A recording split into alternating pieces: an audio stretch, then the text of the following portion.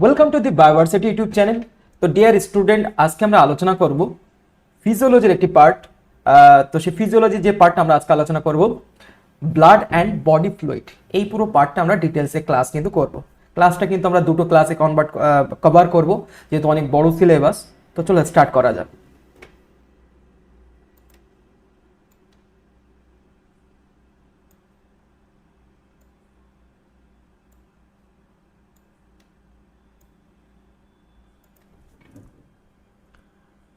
তো ফার্স্ট দেখো, আমাদের হিউম্যান বডিতে যদি আমরা দেখে থাকি, তো আমাদের হিউম্যান বডিতে কিন্তু হচ্ছে দুই ধরনের কিন্তু ফ্লুইড আমরা কিন্তু দেখতে পাই। একটা হচ্ছে দেহজ তরল, আর একটা হচ্ছে ব্লাড। এই দুটো লিকুইড কম্পোনেন্টস কিন্তু একটা হিউম্যান বডিতে কিন্তু থাকে। এবার দেখো, এই যে লিকুইড কম্পোনেন্টসগুলো আমাদের শরীরে কি কাজ করে থাকে, যে বিভিন্ন ধরনের মেটেরিয়ালস ট্রান্সপোর্ট বা পরিবহনে কিন্তু সাহায্য করে থাকে। এই যে আমরা খাচ্ছি, খাবারের যে পুষ্টিগুণ, সেগুলো তো আমাদের প্রতিটা কলাকোষে তো পৌঁছাতে হবে। তাহলে সেই প্রতিটা কলাকোষে পৌঁছানোর জন্য কিন্তু আমাদের ব্লাড কিন্তু সাহায্য কিন্তু করে থাকে। এছাড়াও আমাদের যে হিউম্যান বডিতে যে প্রতিটা সেল আছে, সেই প্রতিটা সেলের ভিতরে কিন্তু দেহজ তরল কিন্তু থাকে। ঠিক আছে, তো এই দুটো উপাদানই হচ্ছে আমাদের তরল পদার্থ, যেটা আছে আমাদের দেহ কিন্তু আমরা দেখতে পাই। একটা হচ্ছে দেহজ তরল, আর একটা হচ্ছে কি বলবো, আর একটা আমরা বলবো ব্লাড। এই দুটো উপাদান নিয়ে কিন্তু আমাদের হিউম্যান বডিতে লিকুইড পদার্থ থাকে। এবার দেখো, দেহ তরলকে কিন্তু আমরা দুই ভাগে ভাগ করে থাকি। একটা হচ্ছে ইন্টারসেলুলার ফ্লুইড, যেটা সেলের ভিতরে থাকে, আর একটা হচ্ছে এক্সট্রা সেলুলার ফ্লুইড, যেটা আউটসাইড দ্য সেল। হ্যাঁ, দেখো মনে করো এই হচ্ছে আমাদের সেল। তো এই সেলের ভিতরে আমাদের কি থাকে, আমাদের জানি সেলের ভিতরের পার্টটাকে আমরা বলা হয় সাইটোসল।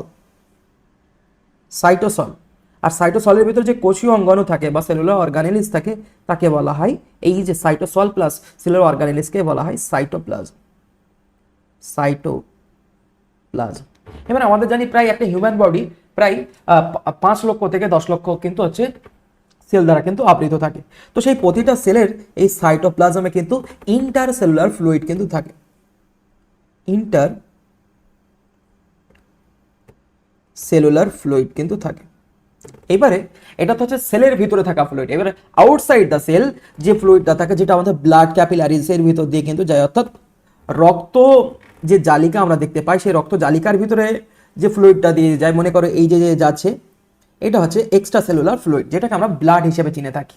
এবারে দেখো, একটা হিউম্যান বডি যার বডি ওয়েট দেখা যাচ্ছে যা আছে তার 60%, মনে করো একজন 70 কেজি যে মানুষ, তার বডি ওয়েটের 60%ই কিন্তু হচ্ছে আমরা জানি যে ফ্লুইড কিন্তু থাকে। সেটা ইন্টারসেলুলার ফ্লুইডও হতে পারে বা এক্সট্রা সেলুলার ফ্লুইডও কিন্তু হতে পারে। তাহলে কি দেখতে পাচ্ছি, একটা সম্পূর্ণ মানুষের প্রায় 60% ওজনটাই হচ্ছে কি দেখতে পাই আমরা, লিকুইড পদার্থ দ্বারা থাকে। আর বাকি 40% দেখা যাচ্ছে গ্যাস এবং অন্যান্য সল্ট মেটেরিয়ালস দিয়ে কিন্তু তৈরি কিন্তু থাকে। যেরকম দেখো, একজন 70 কেজি মানুষের তার 60% যদি বডি ওয়েট যদি লিকুইড থাকে, তাহলে আমরা কি জানি, দেখো 6×7=42, অর্থাৎ 42 লিটার কিন্তু হচ্ছে আমরা কি দেখতে পাই, লিকুইড দ্বারা তৈরি। সেটা ইন্টারসেলুলার ফ্লুইডও থাকে বা এক্সট্রা সেলুলার ফ্লুইড থাকে। ঠিক আছে, ইন্টারসেলুলার ফ্লুইড মানে কি, inside the cell, inside the cell, inside the cell, সেলের ভিতরে যে ফ্লুইডটা থাকে তাকে বলা হয় ইন্টারসেলুলার ফ্লুইড। আর এক্সট্রা সেলুলার ফ্লুইড মানে কি, আউটসাইড দ্য সেল, যেটাকে আমরা ব্লাড হিসেবে কিন্তু চিনি, আউটসাইড দি সেল, যেটাকে আমরা ব্লাড হিসেবে চিনি। তাহলে এই দুই ধরনের ফ্লুইড নিয়েই কিন্তু হচ্ছে একটা হিউম্যান বডি 60% বডি মাস কিন্তু দেখতে পায়। এবার দেখো, ইন্টারসেলুলার ফ্লুইড, যাকে আমরা শর্টে ICF বলে কিন্তু আমরা পরিচিত। তো সেই ইন্টারসেলুলার ফ্লুইড দেখো, যে কি বলছে, দেখো প্রতিটা কোষে যে তরল থাকে তাকে বলা হয় ইন্টারসেলুলার ফ্লুইড। এবং সেই ফ্লুইডের ভিতরেই বিভিন্ন ধরনের উপাদান থাকে, প্রোটিন উপাদান থাকে, পটাশিয়াম থাকে, ফসফরাস থাকে, এসব উপাদান কিন্তু থাকে। এবার এক্সট্রা সেলুলার ফ্লুইড যেটা তো যদি দেখে থাকি, এক্সট্রা সেলুলার ফ্লুইড কিন্তু আমাদের বিভিন্ন জায়গায় কিন্তু থাকে। দেখো ফার্স্ট, রক্ত প্লাজমাতে থাকছে। হ্যাঁ, প্লাজমায় আমাদের জানি কি, ব্লাডের ভিতরে কিন্তু দুটো উপাদান থাকে, একটা হচ্ছে ব্লাড সেল, আর একটা আমরা জানি প্লাজমা। তো সেই প্লাজমা সেটা কিন্তু হচ্ছে সেল, আউটসাইড দ্য সেলে থাকার কারণে একে কিন্তু হচ্ছে এক্সট্রা সেলুলার ফ্লুইড, যেটা আমাদের রক্তে কিন্তু অবস্থান করছে। তারপর দেখো, লসিকার ভিতরে থাকা লসিকা প্লাজমা, অর্থাৎ লিমফেটিক যে প্লাজমা থাকে, সেটাও কিন্তু একটা হচ্ছে এক্সট্রা সেলুলার ফ্লুইডের এক্সাম্পল। তারপর দেখো, আমাদের যে কলা রস, মানে দেখো মনে করো যে অনেকগুলো সেল, এই একটা সেল, এই একটা সেল, একটা সেল, এই সেল অনেকগুলো সেল জুড়ে জুড়ে টিস্যু তৈরি হয়। তো সেই টিস্যুর মাঝখানে আমরা কি দেখতে পাই, টিস্যুর মাঝখানে এখানে আমরা কিন্তু কি দেখতে পাই না, টিস্যু ফ্লুইড বা ইন্টারস্ট্রিয়াল ফ্লুইড কিন্তু আমরা দেখতে পাই। এটাকে কি বলা হয়? ইন্টারস্ট্রিয়াল ফ্লুইড কিন্তু বলা হয়। এটাও কিন্তু হচ্ছে এক্সট্রা সেলুলার ফ্লুইড, যেহেতু সেলের বাইরে থাকে। যখন আমরা দেখতে পাই অনেকগুলো সেম যখন সেল জুড়ে গিয়ে টিস্যুতে কনভার্ট হয়, তো সেলের মাঝখানে মাঝখানে আমরা কি দেখতে পাই? ইন্টারস্ট্রিয়াল ফ্লুইড কিন্তু আমরা দেখতে পাই। তারপর দেখো সিএসএফ, সেরিব্রো স্পাইনাল ফ্লুইড, যেটা আমাদের ব্যাকবোনের ভিতরে আমরা থাকি। হ্যাঁ, তো সেটারও কিন্তু একটা এক্সট্রা সেলুলার ফ্লুইডের কিন্তু এক্সাম্পল। তারপর দেখো আমাদের আই বলের ভিতরে যে একদম ফ্লুইড থাকে, দেখো ইন্টার অকুলার যে ফ্লুইড থাকে, সেটাও কিন্তু আছে। এই যে দেখো ভিট্রিয়াস হিউমার এবং অ্যাকোয়াস হিউমারের ভিতরে যে তরল পদার্থ থাকে, সেগুলোই কিন্তু হচ্ছে এক্সট্রা সেলুলার ফ্লুইডের এক্সাম্পল। এছাড়াও দেখো সিরাস ফ্লুইড, যেটা হচ্ছে দেখো আমাদের যে ফুসফুসের যে আবরণী যে প্লুরা থাকে, বা পেরিকার্ডিয়াল হার্টের যে আবরণী থাকে, তো এবং পেরিটোনিয়াল যে লিকুইডগুলো থাকে, সবই কিন্তু আউটসাইড দ্য সেল। সেই কারণে এগুলো সব এক্সট্রা সেলুলার ফ্লুইডের এক্সাম্পল। এছাড়াও দেখো আমাদের যে স্টোমাকের ভিতরে যে ডাইজেস্টিভ যে জুসগুলো থাকে, লাইক লালারস, গ্যাস্ট্রিক জুস, প্যানক্রিয়েটিক জুস, হ্যাঁ, এইসব সবই কিন্তু হচ্ছে এক্সট্রা সেলুলার ফ্লুইডের এক্সাম্পল। এছাড়াও দেখো আমাদের কিডনির ভিতরে থাকে যেগুলো আছে, যে রেচন পদার্থগুলো থাকে, সবই কিন্তু এক্সট্রা সেলুলার ফ্লুইডের কিন্তু এক্সাম্পল। ঠিক আছে, তো আমরা দেখতে পেলাম যে এক্সট্রা সেলুলার ফ্লুইড এবং ইন্টারসেলুলার ফ্লুইডের সব এক্সাম্পলগুলো। ইন্টারসেলুলার মিন্স কি সেলের ভিতরে বা সাইটোপ্লাজমে থাকা ফ্লুইড। এক্সট্রা সেলুলার ফ্লুইড মানে কি আউটসাইড দ্য সেল যে ফ্লুইডগুলো থাকে, সেগুলো হচ্ছে এক্সট্রা সেলুলার ফ্লুইডের এক্সাম্পল। এবং এই ফ্লুইডগুলো এক্সট্রাসেলুলার ফ্লুইডের ভিতরে আমরা কি কি দেখতে পাচ্ছি? দেখো সোডিয়াম দেখতে পাচ্ছি, ক্লোরাইড দেখতে পাচ্ছি, বাইকার্বনেট আয়ন আমরা দেখতে পাচ্ছি, ঠিক আছে, পটাশিয়াম আমরা দেখতে পাচ্ছি, ক্যালসিয়াম, ম্যাগনেসিয়াম, ফসফেট এবং জৈবিক অ্যাসিড, আয়ন, এসব সবই কিন্তু আমরা এক্সট্রাসেলুলার ফ্লুইডের ভিতরে কিন্তু আমরা দেখতে কিন্তু আমরা পাই। ঠিক আছে, আর এই উপাদানগুলোই দেখো এক্সট্রাসেলুলার ফ্লুইডের স্বাভাবিক ঘনত্ব কিন্তু, মানে যে এক্সট্রাসেলুলার ফ্লুইডের যে ডেনসিটি, সেই ডেনসিটিটা কিন্তু ধরে কিন্তু রাখে। ঠিক আছে, এবার আসা যাক এই দেহ তরল, দেহের ভিতরে যে ইন্টারসেলুলার বা এক্সট্রাসেলুলার যে ফ্লুইড আমরা দেখতে পাচ্ছি, এর সিগনিফিক্যান্সটা কি? ফার্স্ট দেখো হোমিওস্ট্যাসিস। দেখো আমাদের বাইরের এক্সটার্নাল যে এনভায়রনমেন্ট থাকে এবং আমাদের দেহের যে এনভায়রনমেন্ট থাকে, বাইরে দেখাচ্ছে টেম্পারেচার যেমন থাকে, তার পরিপ্রেক্ষিতে আমাদের বডি টেম্পার যে ব্যালেন্সিং যে প্রসেস, তাকে বলা হয় হোমিওস্ট্যাসিস বা সাম্যাবস্থা। দেখো এটা কিন্তু পরীক্ষায় কিন্তু কোশ্চেন দেয়, বহুবার এখান থেকে কোশ্চেন এসেছে। হোমিওস্ট্যাসিস বলতে কি বোঝো? তাহলে কি বলবে? দেহের আভ্যন্তরিক পরিবেশের সাম্যাবস্থা বজায় থাকে, তাকেই বলা হয় হোমিওস্ট্যাসিস। এছাড়া দেখো বিভিন্ন ধরনের ট্রান্সপোর্টে বিভিন্ন ধরনের ফ্লুইড, দেখো যেটা তুমি খাচ্ছ, পাচিত খাবারকে বিভিন্ন জায়গায় তো নিয়ে যাচ্ছে ক্ষুদ্রান্ত থেকে, তাহলে সেই ট্রান্সপোর্ট করার জন্য কিন্তু এক্সট্রাসেলুলার ফ্লুইড কিন্তু সাহায্য করে থাকে। বিপাক মেটাবলিজম প্রসেসের জন্য আমাদের জানি যে এক্সট্রাসেলুলার ফ্লুইড কিন্তু সাহায্য করে থাকে।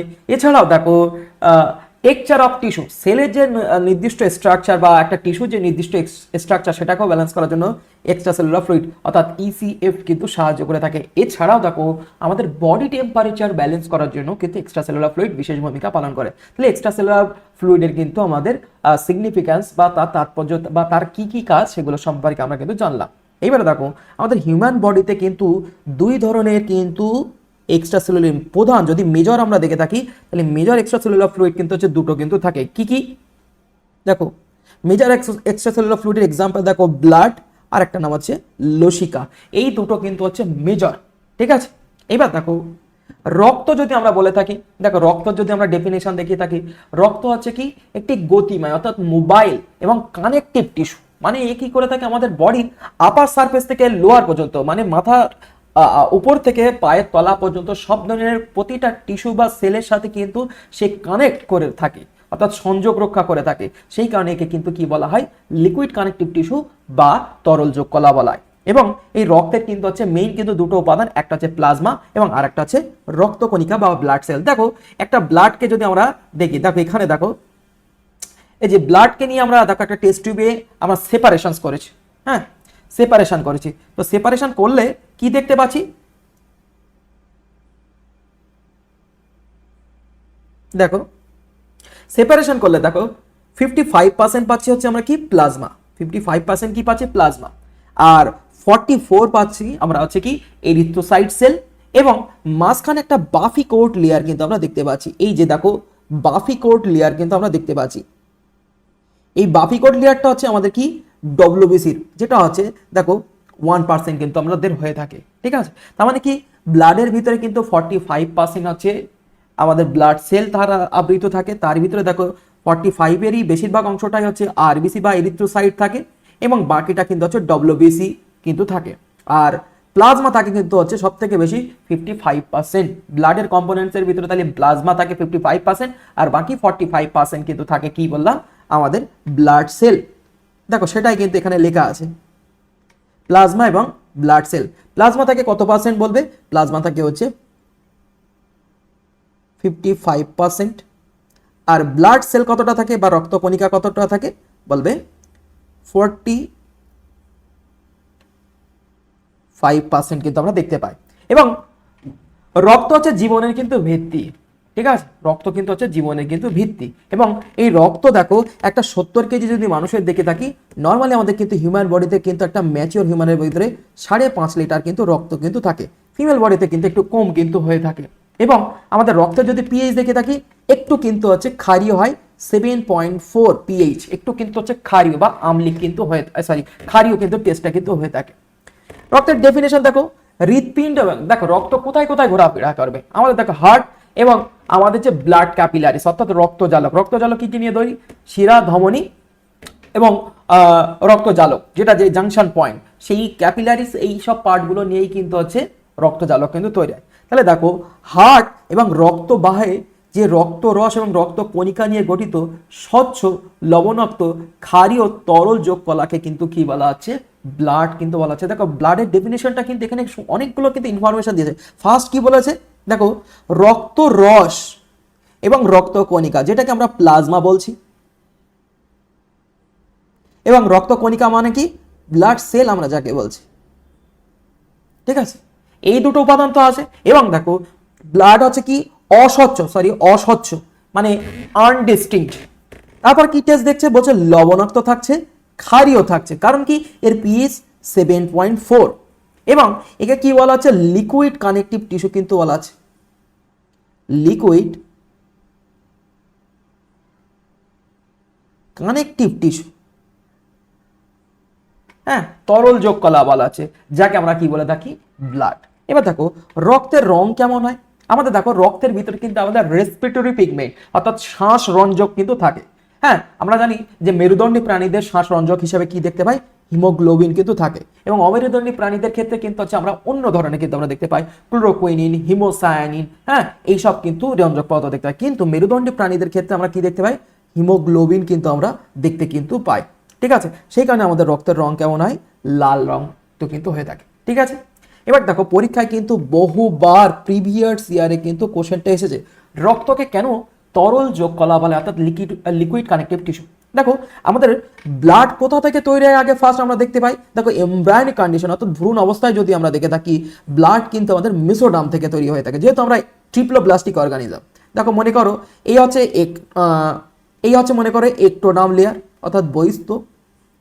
তারপরে দেখো ভিতরে দেখো একদম এন্ডোডার্ম লেয়ার এবং মাঝখানে মনে করো এই যে গ্রিন কালার দিয়ে যেটা হচ্ছে মোটা করে এটা মনে করো মেসোডার্ম লেয়ার। তাহলে কি কি বললাম আমরা এখানে একটু লিখে নেই।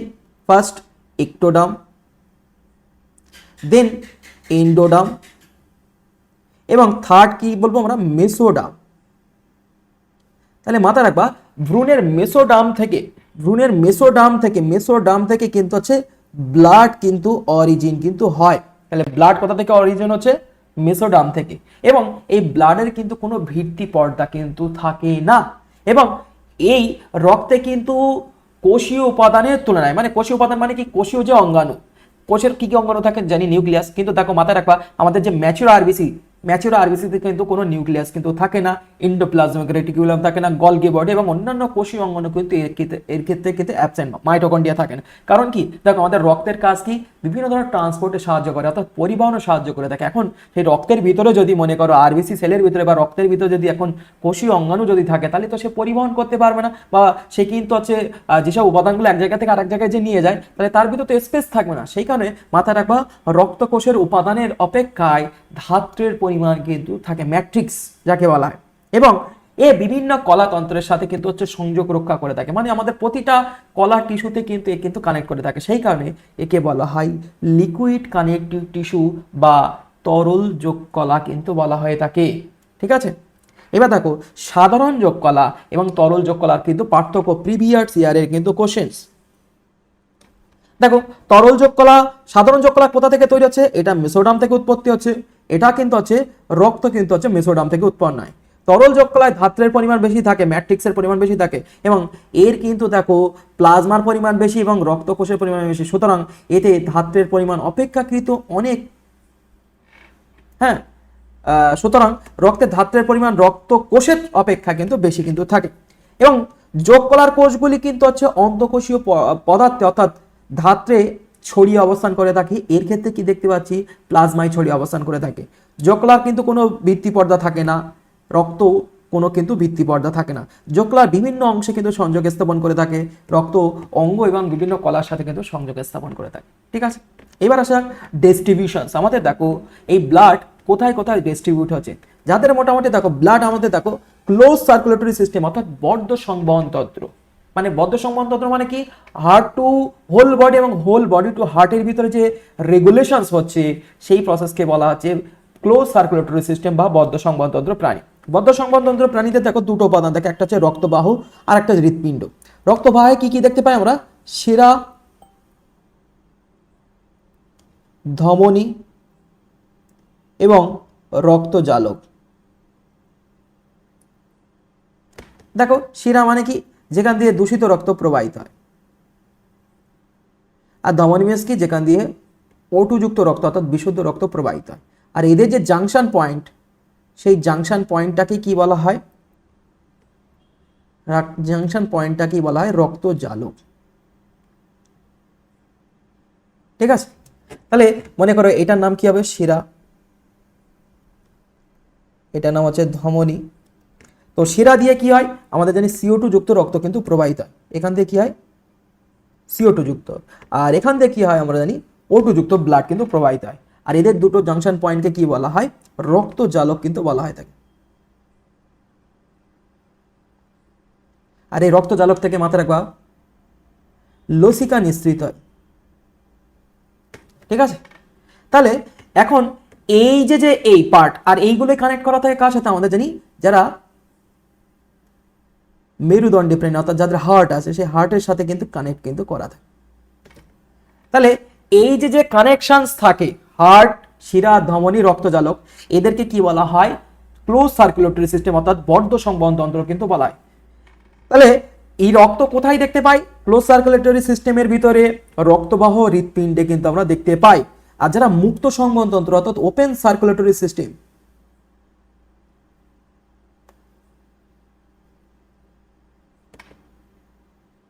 ওপেন সার্কুলেটরি সিস্টেম প্রাণীদের রক্তবাহ হিমোসিল এবং বা ল্যাকুনা এবং হৃৎপ্রকোষ্ঠে কিন্তু থাকে। ঠিক আছে, তাহলে বোঝা গেল কোথায় কোথায় ব্লাড ডিস্ট্রিবিউট থাকে। তাহলে মুক্ত এবং বদ্ধ সংবহন তন্ত্রে সেগুলো কিন্তু মেনশন করে দিলাম। এবং রক্তের যদি ভৌতিক ধর্ম যদি আমরা দেখে থাকি, রক্তের ভৌতিক ধর্ম কি? রক্ত হয় লাল, বিশেষত ধমনীর রক্ত। ধমনীর রক্ত মাথায় রাখবা লাল কিন্তু হয়ে থাকে।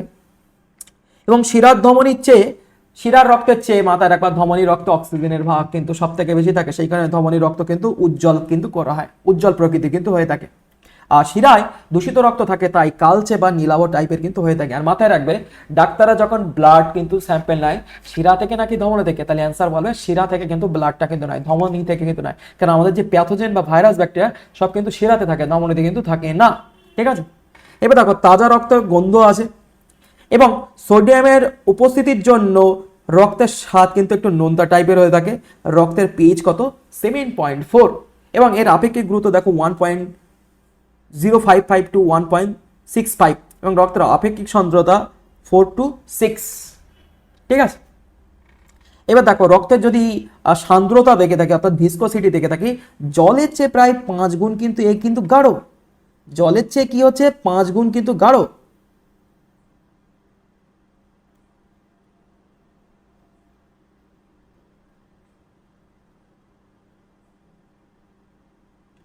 মাথায় রাখবে। ঠিক আছে, এবার দেখো রক্তের লোহিত কণিকার সংখ্যা হ্রাস বা বৃদ্ধি পায়, প্লাজমা প্রোটিনের পরিমাণ বৃদ্ধি বা হ্রাস পায়, রক্তের গ্লুকোজ ক্যালসিয়ামের পরিমাণ হ্রাস বৃদ্ধি পেলে সান্দ্রতার এই পরিবর্তন আমরা দেখতে পাই, কার্বন ডাইঅক্সাইডের পরিমাণ বৃদ্ধি বা হ্রাস পেলে এবং রক্তে উষ্ণতা হ্রাস বৃদ্ধি পেলে কিন্তু রক্তের এই যে ভিসকোসিটির পরিমাণ হ্রাস বৃদ্ধি কিন্তু হয়ে থাকে।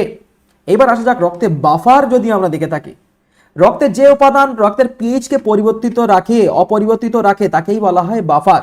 এই যে পিএইচ যে 7.4, ব্লাডের পিএইচ কত 7.4, এই যে পিএইচটাকে যে অপরিবর্তিত থাকে অর্থাৎ ব্যালেন্স করে রাখে তাকেই কিন্তু বাফার বলা হয়। দেখো মৃদু অ্যাসিড এবং তীব্র ক্ষারকের লবণ অথবা তীব্র অ্যাসিড বা মৃদু ক্ষারকের লবণ মিশ্রণ যা বাইরে থেকে অ্যাসিডিক বা ক্ষার দ্রবণে পিএইচকে পরিবর্তিত হতে দেয় না তাকেই কিন্তু বাফার বলা হয়। ঠিক আছে, এবার দেখো রক্তে কারা বাফার, দেখো বাইকার্বনেট বাফার আমাদের থাকে, তারপর হিমোগ্লোবিন বাফার থাকে এবং ফসফেট বাফার থাকে। পরীক্ষায় কিন্তু কোশ্চেন দেবে রক্তের বাফারগুলির নাম কি কি, তাহলে কি বলবে বাইকার্বনেট বাফার,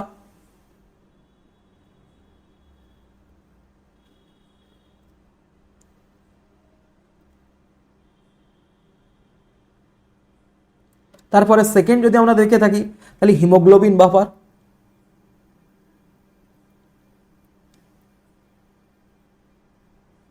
এবং থার্ড যদি আমাদের দেখি ফসফেট বাফার।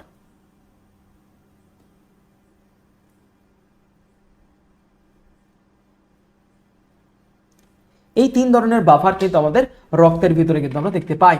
ঠিক আছে, এবার দেখো বাইকার্বনেট বাফার রক্ত অবস্থিত কার্বনিক অ্যাসিড এবং বাইকার্বনেটের মিশ্রণে কিন্তু তৈরি হয়। বোঝা গেল, এই দুটো কিন্তু আমাদের দেখো কার্বনিক অ্যাসিড, কার্বনিক অ্যানহাইড্রেজ উৎসেচকের প্রভাবে কিন্তু CO2 থেকে কিন্তু হচ্ছে বাইকার্বনেট মানে কার্বনিক অ্যাসিড কিন্তু তৈরি হয়। হিমোগ্লোবিন বাফার দেখো আরবিসি তে অবস্থান করে থাকে এবং ফসফেট বাফার দেখে থাকি সোডিয়াম ফসফেট এবং প্রোটিন বাফার কিন্তু রক্তে কিন্তু উপস্থিত কিন্তু আমরা দেখতে পাই। ঠিক আছে, তাহলে এই ছোট ছোট ইনফরমেশনগুলো একটু ভালো করে রাখবে। এবং মানুষের রক্তের পরিমাণ অলরেডি আমি বলে দিয়েছি যে একটা 70 কেজি মানুষের ক্ষেত্রে কিন্তু প্রায় কতটা থাকে ভলিউম, যদি আমাদের ব্লাডের ভলিউম যদি দেখে থাকি 5.5 লিটার। ঠিক আছে, এবার আসা যাক একটা ইম্পর্টেন্ট ইনফরমেশন। এখন যেখানে ব্লাড ডোনেশন যে ক্যাম্প হয়,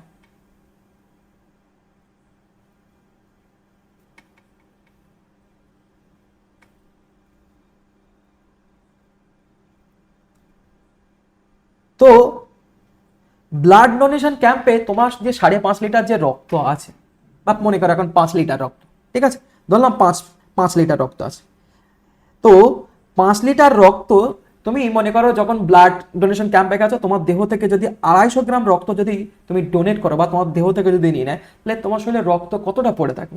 তাহলে দেখো এই যে 250 বাই 5 লিটার মানে কি 500, ঠিক আছে 500 না সরি 5000 হবে, ইন্টু 100, তাহলে যদি কাটো তাহলে কত হচ্ছে দেখো 5 5 25, মানে তোমার রক্তের প্রায় 5% তুমি কি দেখো যদি 250 গ্রাম ব্লাড দাও তাহলে 5% ব্লাড কিন্তু আমরা ডোনেট কিন্তু করে থাকি। দেখো এখানে একটু ভুল লেখা আছে, ঠিক আছে, কারেকশন কিন্তু করে দিলাম। তাহলে আমরা যদি 250 গ্রাম ব্লাড যদি ডোনেট করে দেই তাহলে আমাদের শরীরের 5% ব্লাড কিন্তু আমরা ডোনেট কিন্তু করে থাকি। এটা কিন্তু আমাদের শরীরে মেজর কোনো এফেক্ট পড়ে না, যদি কারোর কোনো সমস্যা যদি না থাকে তাহলে অবশ্যই আমরা কিন্তু হচ্ছে ব্লাড ডোনেট করতে হবে, কারণ ব্লাড ডোনেট করলেই আমাদের শরীরে কিন্তু ব্লাড কিন্তু আরো উৎপত্তি কিন্তু হবে। ঠিক আছে,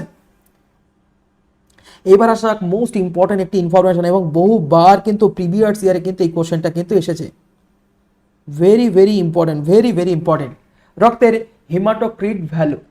ঠিক আছে, দেখো লোহিত রক্তকণিকা ও রক্তের রসের অনুপাতকে হিমাটোক্রিট ভ্যালু কিন্তু বলা হয়ে থাকে। ঠিক আছে, তা আমরা জানি যে লোহিত রক্তকণিকা অর্থাৎ আরবিসির মাত্রা কত থাকে 45% থাকে, এবং রক্ত রসের অনুপাত কত থাকে, রক্ত রসের অনুপাত থাকে কিন্তু হচ্ছে 55%। এবং যে যন্ত্রের সাহায্যে এই যে রক্তের এই যে দুটো মাপ পরিমাপ করা হয় তাকে বলা হয় হিমাটোক্রিট মিটার। এই যে একটু আগে আমরা দেখতে পেলাম না, এই যে এখানে এই যে প্লাজমা কতটা থাকছে 55% এবং ব্লাড সেল কতটা থাকছে 45% কিন্তু থাকছে। আর এই যে এখানে দেখো হিমাটোক্রিট ভ্যালু কিন্তু আমরা ক্যালকুলেট করতে পারলাম যে রক্তের ভিতরে যতটা পরিমাণ ব্লাড সেল এবং প্লাজমা যতটা থাকছে তাকে কিন্তু হচ্ছে হিমাটোক্রিট ভ্যালু কিন্তু বলা হয়ে থাকে। ঠিক আছে, এবার দেখো এই একটা নল নেওয়া হয়, সেই নলের ভিতরে কিন্তু কি করা হচ্ছে, রক্তটাকে দেওয়া হচ্ছে। ঠিক আছে, মনে করো একটা টেস্ট টিউব নেওয়া হচ্ছে, এরকম এই হিমাটোক্রিট টিউব, তার ভিতরে ব্লাডটাকে দেওয়া হল। ব্লাডটা দেওয়ার পরে কি হচ্ছে, প্রতি মিনিট দেখো এখানে ব্লাডের ভিতরে কি করা হচ্ছে, রক্ত তঞ্চন রোধ বা অ্যান্টি কোয়াগুলেন্ট দেওয়া হয়, অ্যান্টি কোয়াগুলেন্ট দেওয়া হয় যাতে রক্ত না জমাট বাঁধে। অ্যান্টি কোয়াগুলেন্ট হিসেবে সোডিয়াম সাইট্রেট কিন্তু দেওয়া হলো। হ্যাঁ, সোডিয়াম সাইট্রেট ফার্স্ট দেওয়া হলো কি, ব্লাড, মনে করো এর ভিতরে কি কি দিলাম, ব্লাড দিলাম এবং অ্যান্টি কোয়াগুলেন্ট এজেন্ট দিলাম। দেওয়ার পরে কি করা হচ্ছে, একটা মেশিন আছে সেন্ট্রিফিউজার মেশিন, সেই সেন্ট্রিফিউজার মেশিনে কি করা আছে, দেখা আছে ঘুর দেওয়া হয়। কারেন্ট সুইচ দিলে কি হয়, সেটা কিন্তু অনবরত কিন্তু ঘোরে। সেটা কতক্ষণ, 3 থেকে 5 মিনিট ধরে কিন্তু ঘোরাতে হবে। তারপরে যখন থিতিয়ে যখন পরে, ঘোরানোর পর যখন স্টপ করছে, তখন থিতিয়ে যখন পড়ে, তখন আমরা দেখতে পাই 45% হচ্ছে রক্তকণিকা বা ব্লাড সেল থাকে এবং 55% আমরা কি দেখতে পাই, প্লাজমা কিন্তু আমরা দেখতে কিন্তু আমরা পাই। এবার যেহেতু ব্লাড সেলের ভার বেশি থাকে, ব্লাড সেল নিচের দিকে থাকে, আর প্লাজমার ভার কিন্তু কম হওয়ার কারণে প্লাজমা কিন্তু উপরের দিকে কিন্তু আমরা দেখতে পাই। ঠিক আছে, এবার দেখো এই থিতিয়ে পড়ার যে ক্যালকুলেশন, একে বলা হয় হিমাটোক্রিট ভ্যালু বা হিমাটোক্রিট মান কিন্তু বলা হয়ে থাকে। স্বাভাবিক মান 45% আরবিসি, তাই একে প্যাকেট সেল ভলিউম বা পিসিভি কিন্তু বলা হয়ে থাকে। ঠিক আছে, আরবিসির ভলিউমকে কি বলা হয়, পিসিবি বলা হয়। এই যে রক্তে যে আমরা 45% যে আমরা দেখতে পাচ্ছি এখানে, এই যে 45%কে কি বলা হচ্ছে, পিসিভি, অর্থাৎ প্যাকেট সেল ভলিউম কিন্তু বলা হয় রক্তের ভিতরে যতটা আমরা দেখতে পাচ্ছি। এবার দেখো আরবিসি তো হচ্ছে বড় ভারী বেশি, সেই কারণে নিচের দিকে, আর প্লাজমা উপরের দিকে কিন্তু, কারণ প্লাজমার ভিতরে কি থাকে আমরা জানি, প্লাজমা প্রোটিন কিন্তু থাকে। প্লাজমার ভিতরে কি থাকে, প্লাজমা প্রোটিন কিন্তু থাকে। ঠিক আছে, এবার আসা যাক আবার একটা কোশ্চেন, প্রিভিয়াস ইয়ারের question, erythrocyte sedimentation rate. Erythrocyte কাকে বলা, দেখো আরবিসি অর্থাৎ রেড ব্লাড সেলের অপর নামই হচ্ছে এরিথ্রোসাইট। আর এরিথ্রোসাইট যখন একটা অধঃক্ষেপণ যখন পড়ে টেস্ট টিউবের ভিতরে, তাকে সেডিমেন্টেশন বা অধঃক্ষেপণ বলা হয়। আর সেখান থেকে যে রেটটা আমরা পাই তাকে বলা হয় ইএসআর বা এরিথ্রোসাইট সেডিমেন্টেশন রেট। দেখো এরিথ্রোসাইট সেডিমেন্টেশন কি বলা হচ্ছে, দেখো প্রথম একটা টিউব নেওয়া হয় এবং সেই টিউবের ভিতরে অক্সালেট দেওয়া হচ্ছে। ঠিক আছে, এবার দেখো তার ভিতরে কিন্তু কি দেওয়া আছে, তার ভিতরে ব্লাড ঢেলে দিলেই লোহিত রক্তকণিকা কি হচ্ছে, নিচের দিকে থিতিয়ে পড়ছে এবং রক্ত রস কিন্তু কি হয়ে যাচ্ছে, পৃথক হয়ে যাচ্ছে। ব্লাড যখন দিচ্ছে তখন কি হয়ে যাচ্ছে, নলের ভিতরে অক্সালেটের প্রভাবে আরবিসি সেলগুলো কিন্তু হচ্ছে থিতিয়ে পড়ছে এবং রক্ত রসগুলো কিন্তু সেখান থেকে আমরা পৃথক কিন্তু করে নিতে পারছি। ঠিক আছে, এবারে তারপরে দেখো সেখান থেকে যে আমরা আরবিসির যে রেটটা আমরা পেয়ে থাকি, তাকে বলা হয় এরিথ্রোসাইট সেডিমেন্টেশন রেট বা ইএসআর কিন্তু বলা হয়ে থাকে। ঠিক আছে, এরিথ্রোসাইট সেডিমেন্টেশন বেস রেট বা ইএসআর বলা হয়ে থাকে। এবার দেখো পুরুষ মানুষের ইএসআর রেট হচ্ছে 0.5 mm এবং স্ত্রী মানুষের দেখো 0.7 mm। ঠিক আছে, এবং এটাকে কি বলা হয়, ওয়েস্টার গ্রিন মেথড কিন্তু বলা হয়ে থাকে। এবং এই মেথডের মাধ্যমে কিন্তু আমাদের বিভিন্ন ধরনের রোগ, এই যে দেখো আরবিসির পরিমাণ যদি বেড়ে যায় তাকে বলা হয় পলিসাইথেমিয়া, বা আরবিসির পরিমাণ যদি কমে যায় তখন তাকে বলা হচ্ছে অলিগোসাইথেমিয়া বা অ্যানিমিয়া কিন্তু হয়। সেইগুলো কিন্তু এই ইএসআর রেট থেকে কিন্তু আমরা ডিটারমাইন কিন্তু করতে পারি। ঠিক আছে, এবার আসা যাক রক্তের যদি আমরা কাজ দেখি, তো রক্তের কাজ কি সেইগুলো আমরা দেখবো। রক্তে যেহেতু দুটো কম্পোনেন্টস আমরা দেখতে পাচ্ছি, একটা হচ্ছে ব্লাড সেল আমরা দেখতে পাচ্ছি, আর একটা হচ্ছে ব্লাড প্লাজমা আমরা দেখতে পাচ্ছি। এই দুটোই কিন্তু ভিন্ন রকমের কিন্তু কাজ করে থাকে। ব্লাড সেলের যদি আমরা কাজ দেখে থাকি, ব্লাড সেলের ভিতরে সর্বপ্রথম দেখো আরবিসি আমরা দেখতে পাচ্ছি বা রেড ব্লাড সেল, তারপরে আমরা কি দেখতে পাচ্ছি, ডব্লিউবিসি আমরা দেখতে পাচ্ছি বা হোয়াইট ব্লাড সেল, এবং লাস্ট প্লেটলেট বা অনুচক্রিকা কিন্তু আমরা দেখতে পাই। এখন দেখো আরবিসির যদি কাজ আমরা দেখে থাকি, আরবিসি আমাদের জানি যে শ্বাস বায়ু পরিবহনে কিন্তু সাহায্য কিন্তু করে থাকে। মাথায় রাখবো আরবিসির কাজ কি, শ্বাস বায়ু পরিবহনে সাহায্য কিন্তু করে থাকে। এই যে অক্সিজেন বা কার্বন ডাইঅক্সাইড ট্রান্সপোর্টে মেইন ভূমিকা কে পালন করে থাকে, আরবিসি কিন্তু করে থাকে। এবং আরবিসি তার জন্য কিন্তু এলিপসয়েড বা বাই কনকেভ শেপ কিন্তু হয়ে থাকে। এবং রক্তের যে ক্ষারের যে ভারসাম্য বজায় রাখা, সেটা কিন্তু আরবিসি কিন্তু করে থাকে। এছাড়া দেখো আয়নের সমতা রক্ষা করা, রক্তের সান্দ্রতা বজায় রাখা বা ভিসকোসিটি মেনটেন, এবং বিভিন্ন ধরনের বিভিন্ন রঞ্জক পদার্থ কিন্তু ক্যারি করে থাকে। এটা আমরা জানি যে মেরুদণ্ডী প্রাণীদের ক্ষেত্রে হিমোগ্লোবিন কিন্তু আমরা দেখতে পাই। হিমোগ্লোবিন পিগমেন্ট আমাদের কোথায় থাকে আমরা জানি যে আরবিসির ভিতরে থাকে। সেই কারণে আরবিসি কিন্তু কি কালারের হয়ে থাকে? রেড কালারের কিন্তু হয়ে থাকে। ঠিক আছে, এবার আসলে ডব্লিউবিসি। আমরা জানি যে ডব্লিউবিসি কিন্তু হচ্ছে কালারলেস, কারণ এর ভিতরে কি থাকে না? পিগমেন্ট কিন্তু থাকে না, তাই এ কিন্তু হয় কি? কালারলেস কিন্তু হয়। ঠিক আছে, জাস্ট বিকজ এতে কি থাকে না? Absent of pigment, pigment absent থাকার কারণে। আচ্ছা, এ মেইনলি কিসে সাহায্য করে থাকে? আমাদের কিন্তু হচ্ছে কি আরবিসি ডব্লিউবিসি মেইনলি কিন্তু আমাদের বিভিন্ন ধরনের ভাইরাস, ব্যাকটেরিয়া বা প্যাথোজেনিক অ্যাটাক থেকে কিন্তু রক্ষা কিন্তু করে থাকে। দেখো এ কি করছে? ফ্যাগোসাইটোসিস ধর্মের মাধ্যমে যে বিভিন্ন ধরনের যে প্যাথোজেন আমাদের ব্লাডের ভিতরে বা দেহের ভিতরে যে প্রবেশ করে থাকে তাকে কিন্তু ধ্বংস করে থাকে। তারপরে অ্যান্টিবডি কিন্তু প্রস্তুত কিন্তু করে থাকে, যা আমাদের রোগ প্রতিরোধের ক্ষমতা বাড়ায়। এছাড়াও ফাইব্রোব্লাস্ট গঠনে কিন্তু বিশেষ ভূমিকা পালন করে থাকে, এবং রক্ত যাতে না জমাট বাঁধে তাই আমাদের দেহের ভিতরেই প্রস্তুত অ্যান্টিকোয়াগুলেন্ট, যার নাম কি? হেপারিন। হেপারিন থাকার কারণে কিন্তু আমাদের শিরা ধমনী বা হার্টের ভিতরে কিন্তু এটি কিন্তু রক্ত জমাট বাঁধে না, এবং অ্যালার্জি প্রতিরোধে কিন্তু সাহায্য করে থাকে। এছাড়া দেখো ট্রিফন সংশ্লেষণে কলা কোষের ভিতরে পুষ্টি রদ বৃদ্ধি পায় এবং টিউমার কোষকে কিন্তু ধ্বংস কিন্তু করে। তাহলে এগুলো সব কি কাজ করে থাকে? ডব্লিউবিসি। এবার আসলে প্লেটলেট বা অনুচক্রিকার যদি কাজ আমরা দেখে থাকি, ফার্স্ট কিসে সাহায্য করে থাকে? ব্লাড কোয়াগুলেশন বা রক্ত তঞ্চনে কিন্তু বিশেষ ভূমিকা পালন কিন্তু করে। তারপরে দেখো রক্তে স্থিতিশীল প্রক্রিয়াকে বজায় রাখতে সাহায্য করে থাকে, রক্তজালকের এন্ডোথেলিয়াল মেরামতিতে। এটা ব্লাড সেলের ভিতরে বা ব্লাড আমাদের দেহের ভিতরে যে এন্ডোথেলিয়াল যে লেয়ারটা থাকে সেটার মেরামতিতে কিন্তু বিশেষ ভূমিকা পালন করে থাকে, এবং রক্ত জমাট বাঁধতে, যাতে হৃৎপিণ্ডের ভিতর দেখো জমাট বাঁধা রক্তপিণ্ডকে সংহার করে। ঠিক আছে, এবার আসা যাক প্লাজমা। প্লাজমার কাজ কি? প্লাজমার ভিতরে তো প্রোটিন থাকে, প্লাজমা প্রোটিন থাকে, যা দেখো পুষ্টি দ্রব্য পরিবহনে সাহায্য করছে, বর্জ্য পদার্থ অপসারণে সাহায্য করছে, রক্ত এবং ক্ষারের ভারসাম্য বজাতে সাহায্য করে থাকে, বডি টেম্পারেচার বা হোমিওস্ট্যাসিস ব্যালেন্স করার জন্য। হ্যাঁ, আমাদের যে 32 ডিগ্রি ফারেনহাইট যে 32 ডিগ্রি যে সেলসিয়াস যে বডি টেম্পারেচার, সেটা কিন্তু 32 বলছি 37 ডিগ্রি সেলসিয়াস যে তাপমাত্রা, সেটা কিন্তু ব্যালেন্স কিন্তু করতে সাহায্য করে থাকে। জল সাম্য নিয়ন্ত্রণে সাহায্য করে থাকে, ব্লাড প্রেশার অর্থাৎ বিপি মেনটেনে কিন্তু সাহায্য করে থাকে, হরমোন ভিটামিন পরিবহনে সাহায্য করে থাকে, এবং রক্তক্ষরণে কিন্তু প্রতিরোধ কিন্তু করে। আমাদের দেহের ভিতর যে পিঠে গেলে যে ব্লাড সেই ওপেন স্পেস থেকে তো ব্লাড রিলিজ হতে পারে, তাহলে ব্লাড কেন রিলিজ হয় না? জাস্ট বিকজ রক্তের ভিতরে প্লাজমা থাকার কারণে। এবার দেখো রক্তের যদি সাধারণ কাজগুলো আমরা দেখে থাকি, সেগুলো এবার এখানে বিস্তারিত লেখা আছে, ইলাবোরেট করা আছে। ফার্স্ট যদি আমরা দেখে থাকি,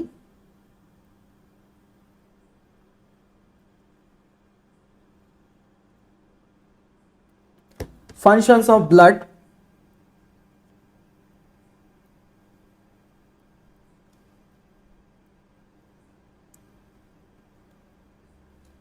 দেখো ফার্স্ট ট্রান্সপোর্টেশনে সাহায্য করছে। এই যে দেখো আমাদের দেহের ভিতরে বিভিন্ন ধরনের বর্জ্য পদার্থ বলো বা পুষ্টিজ উপাদান বলো বা ভিটামিন, যে দেখা যাচ্ছে আমাদের ক্ষুদ্রান্তে যে খাবারগুলো শোষিত হয়, সেই শোষিত খাবারগুলোকে পরিবহনে সাহায্য করছে কে? ব্লাড। তারপর দেখো শ্বাসবায়ু পরিবহনে, এই যে আমাদের ইনহ্যালেন্ট প্রসেস বা প্রশ্বাস ক্রিয়ার মাধ্যমে যে আমরা অক্সিজেনটা নেই, বা এক্সহ্যালেন্ট প্রসেসের মাধ্যমে যে কার্বন ডাইঅক্সাইডটা আমাদের হিউম্যান বডি থেকে রিলিজ করি, তাহলে তার জন্য কে সাহায্য করছে?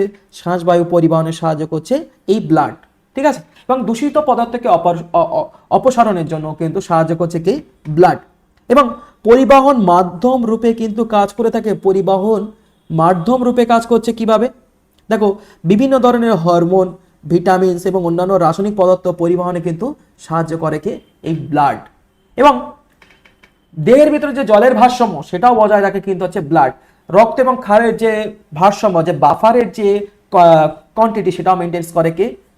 ব্লাড। এবং দেহের ভিতরে যে আয়ন, হ্যাঁ বিভিন্ন ধরনের যে আয়ন, সেই আয়নের ভারসাম্য বজায় রাখা কিন্তু হচ্ছে কি? ব্লাড।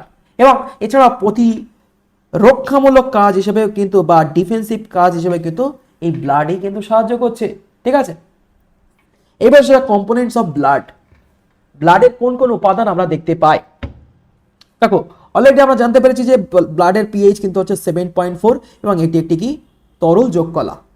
এবং এই রক্তের ভিতরে দুটো উপাদান থাকে, প্লাজমা এবং রক্তকণিকা, যা ভাসমান অবস্থায় কিন্তু আমাদের ব্লাডের ভিতরে কিন্তু থাকে। ঠিক আছে, এবং এই ব্লাড কিন্তু মাথায় রাখবে এ কিন্তু আমাদের যে মাধ্যাকর্ষণ বল, সেই মাধ্যাকর্ষণ বলের পরিপ্রেক্ষিতেও কিন্তু কাজ করে। দেখো দেখো হার্ট কিন্তু আমাদের বুকের বাম পাশে, সেখান থেকে ব্লাড সার্কুলেট করে কিন্তু ব্যাক আমাদের ব্রেনের দিকে যাচ্ছে, তবে কি মাধ্যাকর্ষণের বিপরীতে কিন্তু কাজ করছে। এবং রক্তের ভিতরে কি কোন রঞ্জক পদার্থ থাকে?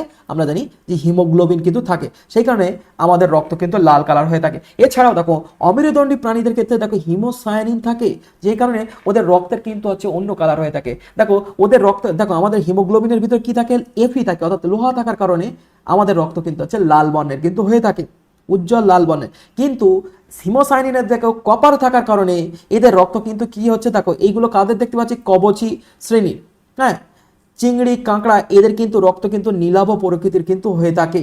ঠিক আছে, এবং পতঙ্গ শ্রেণীর প্রাণীদের আরশোলা বা প্রজাতিদের রক্তে কালার কিন্তু বর্ণহীন হয়। আর আমাদের জানি যে বর্ণহীন ব্লাডকে কিন্তু হিমোলিম্ফ কিন্তু বলা হয়ে থাকে। বোঝা গেছে? এবার দেখো অলরেডি এটা তো বলা হয়েই গেল, রক্তের প্রধান উপাদানগুলো কি কি সেইগুলো নিয়ে আমরা একটু জানবো। ফার্স্ট দেখো রক্তের দুটো উপাদান, ব্লাড প্লাজমা আর ব্লাড সেল। পরিমাণটা কত সেটা জেনে গেলাম। এবার দেখো প্লাজমার ভিতরে কি কি থাকে। প্লাজমার ভিতরে দেখো 90% কি দেখতে পাই? জল দেখতে পাই। 8 থেকে 9% কি দেখতে পাই? সলিড মেটেরিয়ালস বা কঠিন পদার্থ দেখতে পাই। এবং প্লাজমার ভিতরে কি দেখতে পাই? গ্যাসীয় পদার্থ, এই যে আমাদের শ্বাসবায়ু, অক্সিজেন, কার্বন ডাইঅক্সাইড এবং নাইট্রোজেন, সেগুলো কিন্তু সব প্লাজমার সাথেই কিন্তু ডিসলভ কন্ডিশনে থাকে। এবার কঠিন পদার্থ হিসেবে দেখো জৈবিক, অজৈবিক এবং অন্যান্য দ্রব্য। দেখো জৈবিক হিসেবে দেখো প্রোটিন দেখতে পাচ্ছি, প্রোটিনবিহীন উপাদান দেখতে পাচ্ছি এবং নাইট্রোজেনবিহীন উপাদান দেখতে পাচ্ছি। প্রোটিন উপাদান দেখো দেখো মাথায় রাখবা, এখান থেকে কিন্তু 2 মার্কসের কিন্তু কোশ্চেন এসেছিল প্রিভিয়াস ইয়ারের কিন্তু কোশ্চেন, যে প্লাজমার ভিতরে থাকা প্লাজমা প্রোটিনগুলির নাম কি? Albumin, globulin, fibrinogen and haemoglobin. এই টোটাল 4টে প্রোটিন কিন্তু প্লাজমার ভিতরে কিন্তু আমরা দেখতে কিন্তু আমরা পাই। তাহলে কি কি বলবে? অ্যালবুমিন, গ্লোবিউলিন, ফাইব্রিনোজেন এবং হিমোগ্লোবিন, এই টোটাল 4 ধরনের প্রোটিন কিন্তু আমরা দেখতে কিন্তু আমরা পাই। ঠিক আছে, এবং প্রোটিনবিহীন যদি কম্পোনেন্ট দেখতে পাই, বিভিন্ন ধরনের amino acid, urea, uric acid, creatinine এবং অ্যামোনিয়া, এইসব উপাদানগুলো কিন্তু আমরা দেখতে পাই। এছাড়াও অস্বাভাবিক অনেক অনেক উপাদান কিন্তু আমরা দেখতে পাই, যা আমাদের হিউম্যান বডি কিন্তু তৈরি করতে পারে। এরপরে কিন্তু আমরা দেখতে পাবো যে রক্তের ভিতরে থাকা অস্বাভাবিক উপাদানগুলি কি কি। আচ্ছা, নাইট্রোজেনবিহীন কম্পোনেন্ট হিসেবে দেখো কার্বোহাইড্রেট বা গ্লুকোজ, সুগার তো থাকবেই। তারপরে দেখো ফ্যাটি অ্যাসিড, কোলেস্ট্রল, হ্যাঁ, এবং জৈবিক অ্যাসিড হিসেবে দেখো ল্যাকটিক অ্যাসিড এবং পাইরুভিক অ্যাসিড কিন্তু থাকে। ঠিক আছে, আচ্ছা অজৈবিক উপাদান হিসেবে দেখো বিভিন্ন ধরনের cation, ion, calcium, magnesium, sodium, potassium, লোহা, কপার এবং অ্যানোনিক হিসেবে দেখো সালফার ডাইঅক্সাইড, ক্লোরিন, এইসবগুলো দেখতে পাচ্ছি। এবং দেখো বিভিন্ন ধরনের ভিটামিন আমরা দেখতে পাচ্ছি, দেখো অ্যাসকর্বিক অ্যাসিড, বায়োটিনিন, নিয়াসিনস, রাইবোফ্লাভিন, থিয়ামিন, এইরকম ভিটামিন কিন্তু আমরা দেখতে পাই। এবং বিভিন্ন ধরনের উৎসেচকও কিন্তু আমরা দেখতে পাচ্ছি, দেখো অ্যামাইলেজ উৎসেচক কিন্তু আমরা দেখতে পাই। অ্যাসিড হিসেবে দেখো ফসফেটেস, অ্যালকালাইন ফসফেটেস এবং রঞ্জক পদার্থ হিসেবে দেখো বিলিরুবিন অ্যান্ড বিলিভার্ডিন। আমাদের জানি যে হিমোগ্লোবিন যখন ব্রেকডাউন ঘটে লিভারের ভিতরে, তখন হিমোগ্লোবিন এবং বিলিভার্ডিনে কিন্তু কনভার্ট কিন্তু হয়ে থাকে। এছাড়াও বিভিন্ন ধরনের হরমোন কিন্তু প্লাজমার ভিতরে থাকে। আর মাথা রাখো, হরমোন কিন্তু কোথায় বাইন্ড করে? এই অ্যালবুমিন প্রোটিনের সাথে কিন্তু বাইন্ড করে। হ্যাঁ, আমাদের মাথা আমরা জানি যে হরমোন কিন্তু প্রবাহিত হয় ব্লাডের মাধ্যমে, কিন্তু ব্লাডের ভিতরে কার মাধ্যমে প্রবাহিত হয়? এই অ্যালবুমিন প্রোটিনের মাধ্যমে কিন্তু প্রবাহিত কিন্তু হয়ে থাকে। এবার ব্লাড সেল। ব্লাড সেল ভিতরে দেখো আরবিসি, যাকে আমরা এরিথ্রোসাইট হিসেবে চিনে থাকি। আরবিসির অপর নাম কি? এরিথ্রোসাইট। তারপর দেখো ডব্লিউবিসি বা হোয়াইট ব্লাড সেল, যার অপর নাম কি? লিউকোসাইট। এবং প্লেটলেট বা অনুচক্রিকা। এবার দেখো ডব্লিউবিসির আমরা আবার 2 ভাগে ভাগ করে থাকি। হ্যাঁ, একটা হচ্ছে গ্রানুলার লিউকোসাইট আর একটা হচ্ছে আগ্রানুলার লিউকোসাইট। গ্রানুলার লিউকোসাইটকে আমরা 3 ভাগে ভাগ করি, নিউট্রোফিল, ইওসিনোফিল, বেসোফিল। সবথেকে বেশি পাওয়া যায় নিউট্রোফিল, তারপরে সবথেকে কম পরিমাণে পাওয়া যায় বেসোফিল, যা আমাদের অ্যালার্জি প্রতিরোধক হিসেবে কাজ করে থাকে। এবং ইওসিনোফিল দেখো 1 থেকে 6% কিন্তু আমরা দেখতে পাই। তারপরে দেখো আগ্রানুলোসাইটের ভিতরে দেখো লার্জ সাইজ নিউক্লিয়াস কিন্তু আমরা দেখতে পাই। এবং এদেরকে ভাগ দেখো লিম্ফোসাইট এবং মনোসাইট। লিম্ফোসাইটকে আমরা আবার 2 ভাগে ভাগ করে থাকি, টি লিম্ফোসাইট আর একটা হচ্ছে বি লিম্ফোসাইট। ঠিক আছে, যা অ্যান্টিবডি প্রস্তুতি কিন্তু সাহায্য কিন্তু করে থাকে। তাহলে এই যে রক্তের উপাদানগুলির নাম কিন্তু আমরা একটা লিস্ট করে নিলাম, এখান থেকে কিন্তু কোশ্চেন তোমাদের আসবি, 100% গ্যারান্টি এখান থেকে কোশ্চেন তোমাদের দেবে। ফার্স্ট দেখো আমরা প্লাজমা নিয়ে কিন্তু পড়বো, ঠিক আছে, পরীক্ষায় কিন্তু প্লাজমা থেকে কিন্তু কোশ্চেন দেবে। ফার্স্ট যে কোশ্চেন দেবে প্লাজমার ভিতরে থাকা প্রোটিনগুলির নাম কি। দেখো প্লাজমা আমাদের দেহের প্রায় ব্লাডের 45% কিন্তু অংশ কিন্তু দখল করে নিয়ে আসে। এবং প্লাজমার উপাদানগুলি কি কি দেখো, প্লাজমার ভিতরে আমরা দেখতে পাচ্ছিলাম 92% কিন্তু জল কিন্তু থাকে, এবং বাকি 8% থেকে কঠিন বা সলিড মেটেরিয়ালস কিন্তু আমরা দেখতে পাই। খনিজ পদার্থ হিসেবে কি দেখতে পাচ্ছি, sodium, potassium, calcium, magnesium, chloride, bicarbonate, sulphate, এইসব উপাদান কিন্তু আমরা দেখতে পাই। এছাড়াও ফসফেট কিন্তু আমরা দেখতে পাচ্ছি।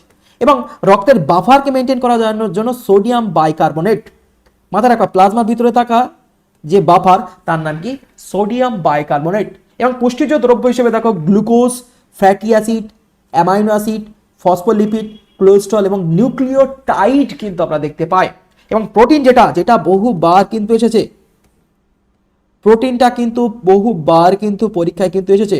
রক্তের ভিতরে থাকা প্রোটিনগুলির নাম কি, অ্যালবুমিন, গ্লোবিউলিন, ইমিউনোগ্লোবিউলিন, থ্রোম্বিন, ফাইব্রিনোজেন এবং হিমোগ্লোবিন কিন্তু আমরা দেখতে কিন্তু আমরা পাই। প্রতিরক্ষা হিসেবে কি দেখতে পাচ্ছি, ইমিউনোগ্লোবিউলিন প্রতিরক্ষায় সাহায্য করে থাকে, লাইসোজাইম এবং প্রোবাডিন যেগুলো কিন্তু আছে আমাদের ডিফেন্সে কিন্তু সাহায্য করে থাকে। এবং প্লাজমার ভিতরে যেগুলো ডিজলভ থাকে, অক্সিজেন, কার্বন ডাইঅক্সাইড এবং নাইট্রোজেন, এগুলো কিন্তু হচ্ছে গ্যাসীয় উপাদান যেগুলো ডিজলভ থাকে। এবং আমাদের জানি যে প্লাজমার ভিতরে কিন্তু আমাদের অ্যান্টিকোয়াগুল্যান্ট এজেন্ট কিন্তু তৈরি হয়, যা আমাদের শরীরে রক্ত জমাট বাঁধতে কিন্তু বাধা দেয়, যার নাম কি হেপারিন, যা রক্ত তঞ্চনকারী হিসেবে কিন্তু পদার্থ হিসেবে সাহায্য করে থাকে। এছাড়াও দেখো হরমোন, উৎসেচক, ভিটামিন ইত্যাদি প্লাজমায় কিন্তু অবস্থান কিন্তু করে থাকে। তাহলে প্লাজমার ভিতরে যে কম্পোনেন্টস বা উপাদানগুলো আছে সেগুলো ডিটেলসে কিন্তু আমরা একটু রিড করে নিলাম। এইবার আসা যাক এই প্লাজমার কাজ কি। দেখো ব্লাড যেহেতু আমরা পড়েছি, ব্লাডের বেশিরভাগ কাজই কিন্তু প্লাজমাই কিন্তু করছে। কি কি কাজ, ফার্স্ট পরিবহনে, পুষ্টি পরিবহনে সাহায্য করছে, বিভিন্ন ধরনের ইলেকট্রোলাইটস পরিবহনে সাহায্য করছে, glucose, amino acid, fatty acid, vitamin, electrolytes, এগুলো সব ধরনের পদার্থ কিন্তু ট্রান্সপোর্টেশনে কিন্তু সাহায্য করছে কে, প্লাজমা। বর্জ্য পদার্থ অপারেশনে দেখো রক্তের অস্বাভাবিক উপাদান দেখো ইউরিয়া, ইউরিক অ্যাসিড, ক্রিয়েটিনিন এবং ক্রিয়েটিন, এগুলো সবই কিন্তু বর্জ্য পদার্থ যা কলাকষে কিন্তু তৈরি হয় রেচন প্রক্রিয়ার মাধ্যমে, সেইগুলো সব অপসারণে সাহায্য করছে কে, ওয়েস্টেজ মেটেরিয়ালসগুলো, এই প্লাজমা। রক্তের ভিতরে যে ক্ষারের যে ভারসাম্য বজায় রাখা, সেগুলোর কাজও কে করছে, প্লাজমা। দেখো প্লাজমা প্রোটিন, হিমোগ্লোবিন তার সক্রিয় বাফারের কি সোডিয়াম, যেটা একটু আগে আমরা বললাম কি যে সোডিয়াম বাইকার্বনেট, তা কি করছে, তা এই যে এদের যে বেশি অ্যাসিড বেস যে ইকুইলিব্রিয়াম সেটা কিন্তু ভারসাম্য বজায় রাখে কিন্তু হচ্ছে কি, প্লাজমা। এছাড়া দেখো দেহের তাপমাত্রা রেগুলেশন, বডি টেম্পার রেগুলেশনে কিন্তু হচ্ছে প্লাজমা কিন্তু বিশেষ ভূমিকা পালন করে থাকে, যেটা আমাদের যে 37°C তাপমাত্রা, দেখো জলের আপেক্ষিক তাপ বেশি হওয়ায় তা প্রচুর পরিমাণে তাপ শোষণ করে। যেহেতু আমাদের জানি প্লাজমায় 90% কিন্তু হচ্ছে কি থাকে, ব্লাড কিন্তু থাকে, এই সরি ওয়াটার থাকে, আর সেই জলই কিন্তু কি করছে, তার আপেক্ষিক তাপমাত্রা বেশি, আপেক্ষিক তাপ বেশি হওয়ায় সে কিন্তু প্রচুর পরিমাণে তাপ শোষণ করে, এবং যার মাধ্যমে কি হয়ে যায়, আমাদের দেহের তাপমাত্রা কিন্তু পরিবর্তন কিন্তু হতে পারে না, এক্সেপশন শরীরে যদি কোনো সমস্যা না দেখা দিলে। তারপরে দেখো অন্যান্য তরলের তুলনায় তাপ পরিবহনের ক্ষমতাও কিন্তু বেশি প্লাজমার, এবং জলের বাষ্পীভবনে অর্থাৎ লীন তাপ খুব বেশি হওয়ায়, যেহেতু জল সমসারক ত্বক ও ফুসফুসের বাষ্পীভূত হয়, তা প্রচুর পরিমাণে দেহ তাপ এবং দেহ থেকে অপসারিত কিন্তু হয়। Maintenance of water balance, water ব্যালেন্সে কিন্তু সাহায্য কিন্তু করে। ব্লাড প্রেশার রেগুলেশনে very very important, blood pressure রেগুলেশনে দেখো প্লাজমা কিন্তু সাহায্য করে থাকে। এই যে আমাদের বিপি, হ্যাঁ 120/80, সেইটা যে মেনটেনেন্স করাচ্ছে কে, ব্লাড প্লাজমা। এবং হরমোন পরিবহনে এই যে দেখো ব্লাডের ভিতরে, এই প্লাজমার ভিতরে থাকা অ্যালবুমিন প্রোটিন,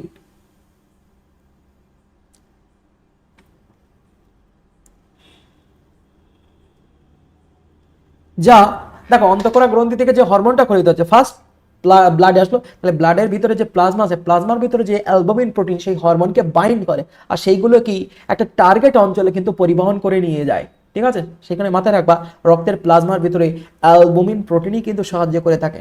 এবং রক্তক্ষরণ প্রতিরোধ। দেখা গেল কোনো একটা জায়গায় কেটে গেছে, তাহলে সেই কাটা স্থান থেকে যাতে ব্লাড রিলিজ না হয় পর্যাপ্ত পরিমাণে, সেই কারণে এই রক্তের ডেন্সিটিটা বা রক্তের ভিতরে থাকে বিভিন্ন ধরনের প্রোটিন, যেরকম দেখো এই plasma prothrombin, calcium ion, fibrinogen সেখানে গিয়ে কি হচ্ছে, একটা নেটওয়ার্ক করে দিচ্ছে, এক ধরনের নেটওয়ার্ক করে দিচ্ছে, যার ফলে সেই জায়গায় কিন্তু ব্লাডটা কোয়াগুলেট হয়ে যায়, অর্থাৎ জমাট বেঁধে যায়, এবং সেই জায়গা থেকে কিন্তু ব্লাডটা কিন্তু আর রিলিজ কিন্তু হতে পারে না। ক্লিয়ার হলো?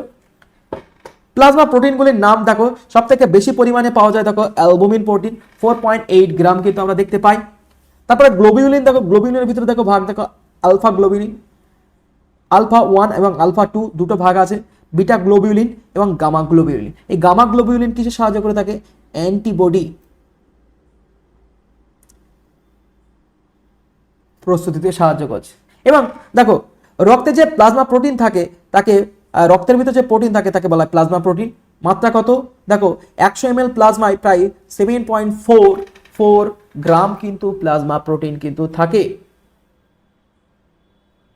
এবার দেখো এই যে প্লাজমা থেকে প্লাজমা তঞ্চিত হলে যে হালকা হলুদ বর্ণের তরল পদার্থ তৈরি হয় যাকে বলা হয় সিরাম। এই যে প্লাজমা যখন তঞ্চিত হয়, কোয়াগুলেট করে থাকে, তখন যে এক ধরনের তরল পদার্থ তৈরি হয় খয়ের রঙের, তাকে কিন্তু কি বলা হয়? সিরাম কিন্তু বলা হয় থাকে।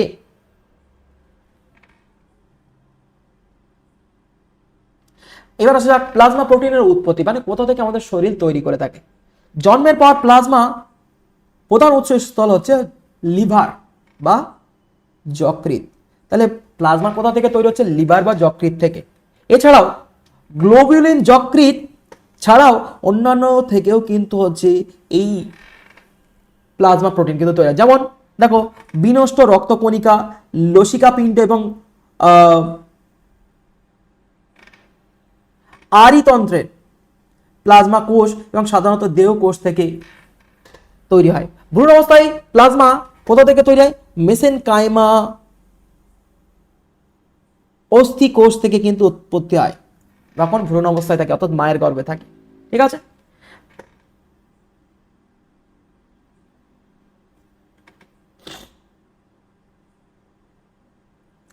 প্লাজমা প্রোটিনের তো কাজ তো আমরা বলেই দিলাম, সরি প্লাজমার কাজ, প্লাজমা প্রোটিনের কাজ যেমন ওগুলোও পড়লাম, এখানেও দেখো একটু বাড়ি থেকে এগুলো পড়ে নেওয়া। ঠিক আছে? এগুলো একটু বাড়ি থেকে পড়ে নেবে তোমরা। তারপর আসা যাক একটা ইম্পর্টেন্ট ইনফরমেশন, প্লাজমা ফ্লোরোসিস বা প্লাজমা প্রোটিনের উৎপত্তি কিভাবে হয়। ঠিক আছে? দেখো এটা তো অতটা ইম্পর্টেন্ট নয়, তবু রাখলাম, একবার রিডিং পড়ে নেবে। এবার আসা যাক আমাদের ব্লাড সেল।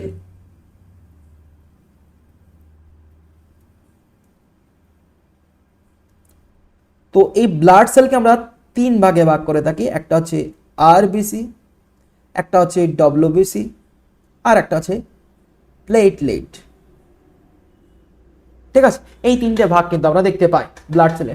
তো ফার্স্ট আমরা আরবিসি, আরবিসির অপর নাম কি? এরিথ্রোসাইট। আরবিসি যদি ডেফিনিশন দেখে থাকি, আরবিসি মাথার একটা বাইকনকেভ হয়, অর্থাৎ দ্বি অবতল টাইপের হয়ে থাকে, যার ভিতরে হিমোগ্লোবিন থাকে এবং যা অক্সিজেন পরিবহনে কিন্তু সক্ষম, তাই তাকে আমরা আরবিসি বা লোহিত রক্ত কণিকা বা এরিথ্রোসাইট সেল বা রেড ব্লাড সেল নামে বলে থাকি। আরবিসির যদি আকৃতি আমরা দেখে থাকি, মোস্ট ইম্পর্টেন্ট একটি কোশ্চেন, যেটা কিন্তু বহুবার কিন্তু কোশ্চেন এসেছে, স্পোরোসাইটোসিস বলতে কি বোঝো? দেখো মানুষের পূর্ণাঙ্গ যে লোহিত কণিকা আমরা দেখতে পাই তা গোলাকার এবং দ্বি অবতল চাকতির মতন কিন্তু হয়। দ্বি অবতল বা চাকতি হওয়ার জন্য দেহের এর ভিতরে কিন্তু দেখো বিভিন্ন ধরনের কোষীয় অঙ্গাণু বা সেল, এ তো সেল, আরবিসি তো সেল, তো সেলের ভিতরে কিন্তু কোনো কোষীয় অঙ্গাণু কিন্তু থাকে না। ঠিক আছে? যার কারণে এর ভিতরে একটা স্পেস থাকে, সেই স্পেস থাকার কারণে সেখানে হিমোগ্লোবিন লোড থাকে এবং সেই হিমোগ্লোবিন কি করে থাকে? অক্সিজেনটাকে ক্যারি করে নিয়ে যায়। এছাড়াও কিছুটা লঘু স্মারক হবার পড়লেও তা ফেটে যায় না বা পিং পং বলের মতন গোলাকার হয়ে যায় এবং নিজেকে টিকিয়ে রাখে। লোহিত কণিকার এরকম গোলাকার ধারণকে স্পোরোসাইটোসিস বলা হয়। দেখো আমাদের দেহের ভিতরে সে তো যাচ্ছে, তার ভিতরে দেখা যাচ্ছে ব্লাড অ্যাবজর্ব হচ্ছে, সরি অক্সিজেন অ্যাবজর্ব হচ্ছে, বিভিন্ন ধরনের মিনারেলস, প্রোটিন, ভিটামিন সেগুলো সে অ্যাবজর্ব করছে। সে তো লঘু স্মারক অর্থাৎ হাইপারটোনিক হয়ে গিয়ে তো সে তো ফেটে যেতে পারে, কিন্তু আরবিসি কিন্তু কখনোই আমাদের দেহের ভিতরে কিন্তু ফাটে না, তখন সে কি হয়ে যাচ্ছে? গোলাকার পিং পং বলের মতন। ঠিক আছে? সেই কারণে এই আরবিসি কিন্তু এইরকম ঘটনাকে কিন্তু কি বলা হয়? স্পোরোসাইটোসিস মাথায় রাখা উটের আরবিসি কিন্তু সবার থেকে আলাদা। নর্মাল মাথায় রাখা ম্যাচিওর আরবিসির ভিতরে কিন্তু নিউক্লিয়াস কিন্তু অ্যাবসেন্ট, ম্যাচিওর আরবিসির ভিতরে কিন্তু নিউক্লিয়াস অ্যাবসেন্ট, এক্সেপশন ক্যামেল। ক্যামেলের কিন্তু আমরা কি দেখতে পাই, ক্যামেলের কিন্তু আরবিসি কিন্তু এরকম গোলাকার হয় না, বড় কিন্তু হয়ে থাকে এবং তার ভিতরে তারা কিন্তু হচ্ছে ওয়াটার স্টোর করে থাকে এবং সেখানে কিন্তু নিউক্লিয়াস কিন্তু দেখতে পায়। লোহিত রক্তকণিকা যদি আয়তন আমরা দেখে থাকি, লোহিত কণিকা দেখো 7.2 মাইক্রোমিটার কিন্তু এর গড় ব্যাস কিন্তু হচ্ছে। এবং সংখ্যায় যদি দেখে থাকি, একটা মানুষের ভিতরে দেখো 5 মিলিয়ন বা 49 লক্ষ লোহিত রক্তকণিকা কিন্তু আমরা দেখতে পাই, এটা হচ্ছে মেলেদের ক্ষেত্রে। ফিমেলদের ক্ষেত্রে দেখো 4.5 মিলিয়ন কিন্তু আমরা দেখতে পাই। ঠিক আছে, এবার দেখো এই আরবিসি কি, আরবিসি লাইভ প্রোটিন নির্মিত কোষ ঝিল্লি বিশিষ্ট অর্থাৎ সেল মেমব্রেন থাকে এবং এই মেমব্রেনের ভিতরে যে স্ট্রোমা থাকে তাতেই কি দেখতে পাই 35% লিপিড, 60% প্রোটিন আমরা দেখতে পাচ্ছি এবং সামান্য মাত্রায় কিন্তু কার্বোহাইড্রেট কিন্তু থাকে। ঠিক আছে, মাথায় রাখবা 35% বা 40% আমরা লিপিড থাকে, 60% প্রোটিন থাকে এবং সামান্য মাত্রায় কার্বোহাইড্রেট থাকে এবং স্ট্রোমাতে হিমোগ্লোবিন নামক রঞ্জক পদার্থ কিন্তু আমরা দেখতে পাই। মনে করো এই হচ্ছে একটা আরবিসি সেল,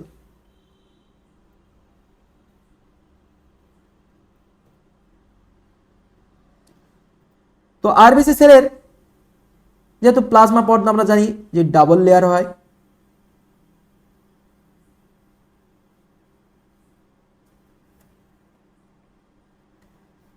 তো এটা হচ্ছে কোষ পর্দা অর্থাৎ সেল মেমব্রেন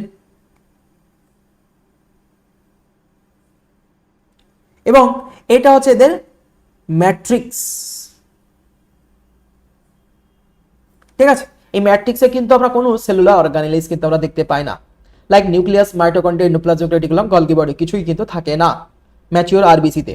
এর ভিতরে কি দেখতে পাচ্ছি, দেখো এই যে কোষ পর্দা আমরা দেখতে পাচ্ছি, সেই কোষ পর্দায় আমরা কি দেখতে পাচ্ছি 35% লিপিড দেখতে পাচ্ছি, লিপিড মলিকিউলস এবং 60% কিন্তু আমরা কি দেখতে পাই, প্রোটিন কিন্তু আমরা দেখতে পাই।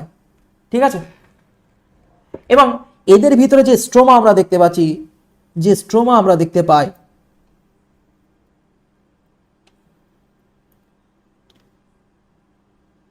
মনে করো এই যে ফাঁকা স্পেসটাকে বলা হচ্ছে স্ট্রোমা, সেই স্ট্রোমাতে কি দেখতে পাচ্ছি আমরা, হিমোগ্লোবিন কিন্তু থাকে।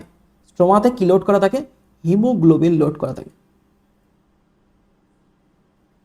আচ্ছা, হিমোগ্লোবিন কিসে সাহায্য করে থাকে, অক্সিজেন ট্রান্সপোর্টে কিন্তু থাকে, O2 ট্রান্সপোর্টে সাহায্য কিন্তু করে থাকে। ঠিক আছে, এবং এই লোহিত রক্তকণিকা কিন্তু নিউক্লিয়াস কিন্তু থাকে না ম্যাচিওর আরবিসির ভিতরে, কিন্তু শুরুতে যখন অরিজিন হয় তখন কিন্তু হ্যাঁ আরবিসি কিন্তু থাকে। ঠিক আছে,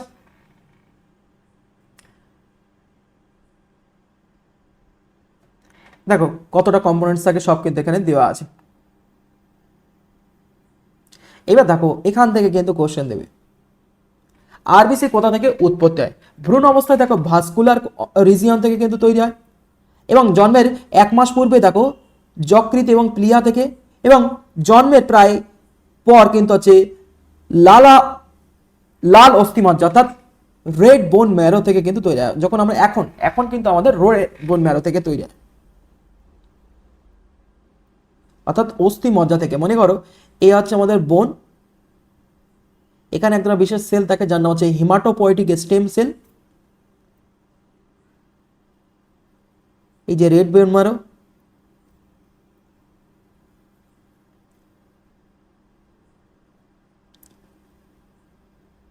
রেড বোন ম্যারো কি দেখতে পাচ্ছি, রেড বোন ম্যারোতে হেমাটোপয়েটিক স্টেম সেল, কি সেল বললাম আমরা, হেমাটোপয়েটিক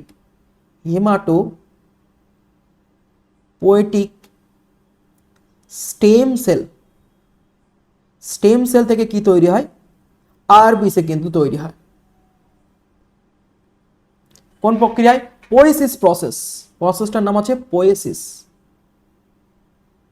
ঠিক আছে, এরকম সেল থেকে কিন্তু হচ্ছে আমাদের আরবিসি কিন্তু তৈরি হয়। এবার দেখো আরবিসির যদি আমরা যে লাইফ স্ট্র্যাটেজি সেটা যদি আমরা দেখে থাকি, আরবিসি যখন ফার্স্ট তৈরি হয়েছে দেখো এই হেমাটোপয়েটিক স্টেম সেল থেকে, তখন এর নাম হয়েছে হিমোসাইটোব্লাস্ট। দেখো এর নাম তখন কি হচ্ছে, হিমোসাইটোব্লাস্ট।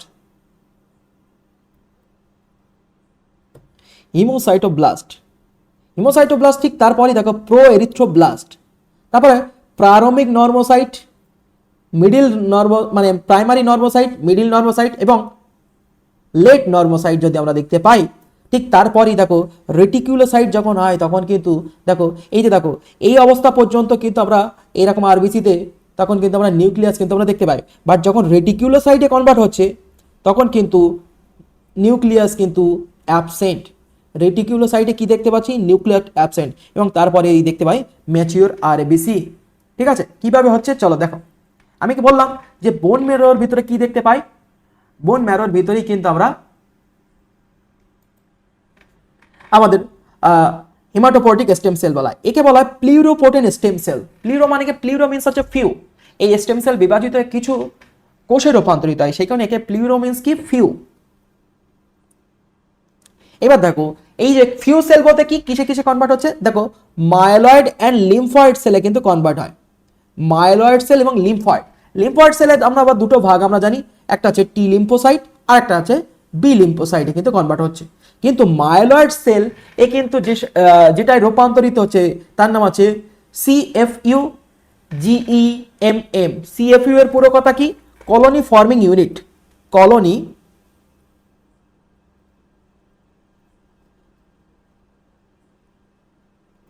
Forming unit. তারপর দেখো ইউনিট গ্রানুলোসাইট, জি ফর কি, গ্রানুলোসাইট। গ্রানুলোসাইট। ই ফর দেখো এরিথ্রোসাইট। তারপর দেখো মেগা ক্যারিওসাইট, এম ফর আছে কি, মেগা ক্যারিওসাইট।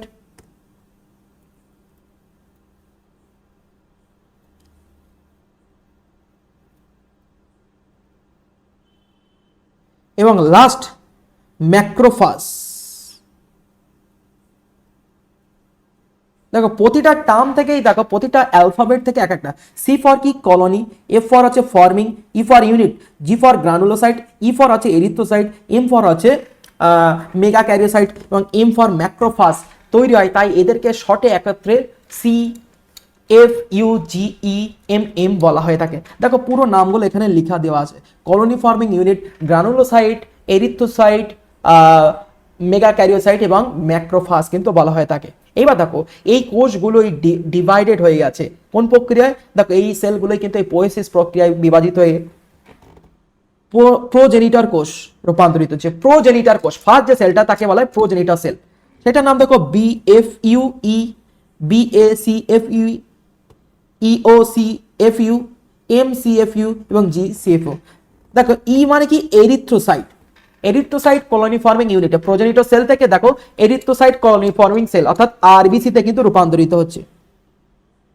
তারপর দেখো BA basophil colony forming unit, EO eosinophil colony forming unit, monocyte colony forming unit এবং গ্রানুলোসাইট বা নিউট্রোফিল কলোনি ফর্মিং ইউনিটে কিন্তু কনভার্ট কিন্তু হচ্ছে। এইগুলোই হচ্ছে এদের শ্রেণীবিন্যাস। এবার দেখো পরীক্ষায় কিন্তু কোশ্চেন এসেছিল 3 মার্কসে, ম্যাচিউর আরবিসি কিভাবে পরিণতি পাচ্ছে। দেখো ম্যাচিউর আরবিসি যখন ফার্স্ট তৈরি হয় তার নাম কি বলবো আমরা, হিমোসাইটোব্লাস্ট। এই হিমোসাইটোব্লাস্ট যখন আদি বা অপরিণত কোষ বলা হয়, এখান থেকে কিন্তু আরবিসির কিন্তু উৎপত্তি হচ্ছে। ফার্স্ট স্টেজের নাম কি, হিমোসাইটোব্লাস্ট। এই যে দেখো আমার ব্যাক সাইডে ছবি দেওয়া আছে হিমোসাইটোব্লাস্ট। এর দেখো আয়তন এখন কত, 18 থেকে 23 মিউ, এবং এ কিন্তু হচ্ছে গোলাকার এবং বৃহদাকার কিন্তু হচ্ছে, এবং এর ভিতরে কিন্তু এখন নিউক্লিয়াস কিন্তু প্রেজেন্ট আছে। এই যে আদি যে কোষটা এর ভিতরে কিন্তু আমরা এখন কি দেখতে পাচ্ছি, নিউক্লিয়াস প্রেজেন্ট কিন্তু আমরা দেখতে পাচ্ছি। এর পরে যখন আসে এর পরের স্টেজটার নাম কি, এর পরের স্টেজটার নাম আমরা জানি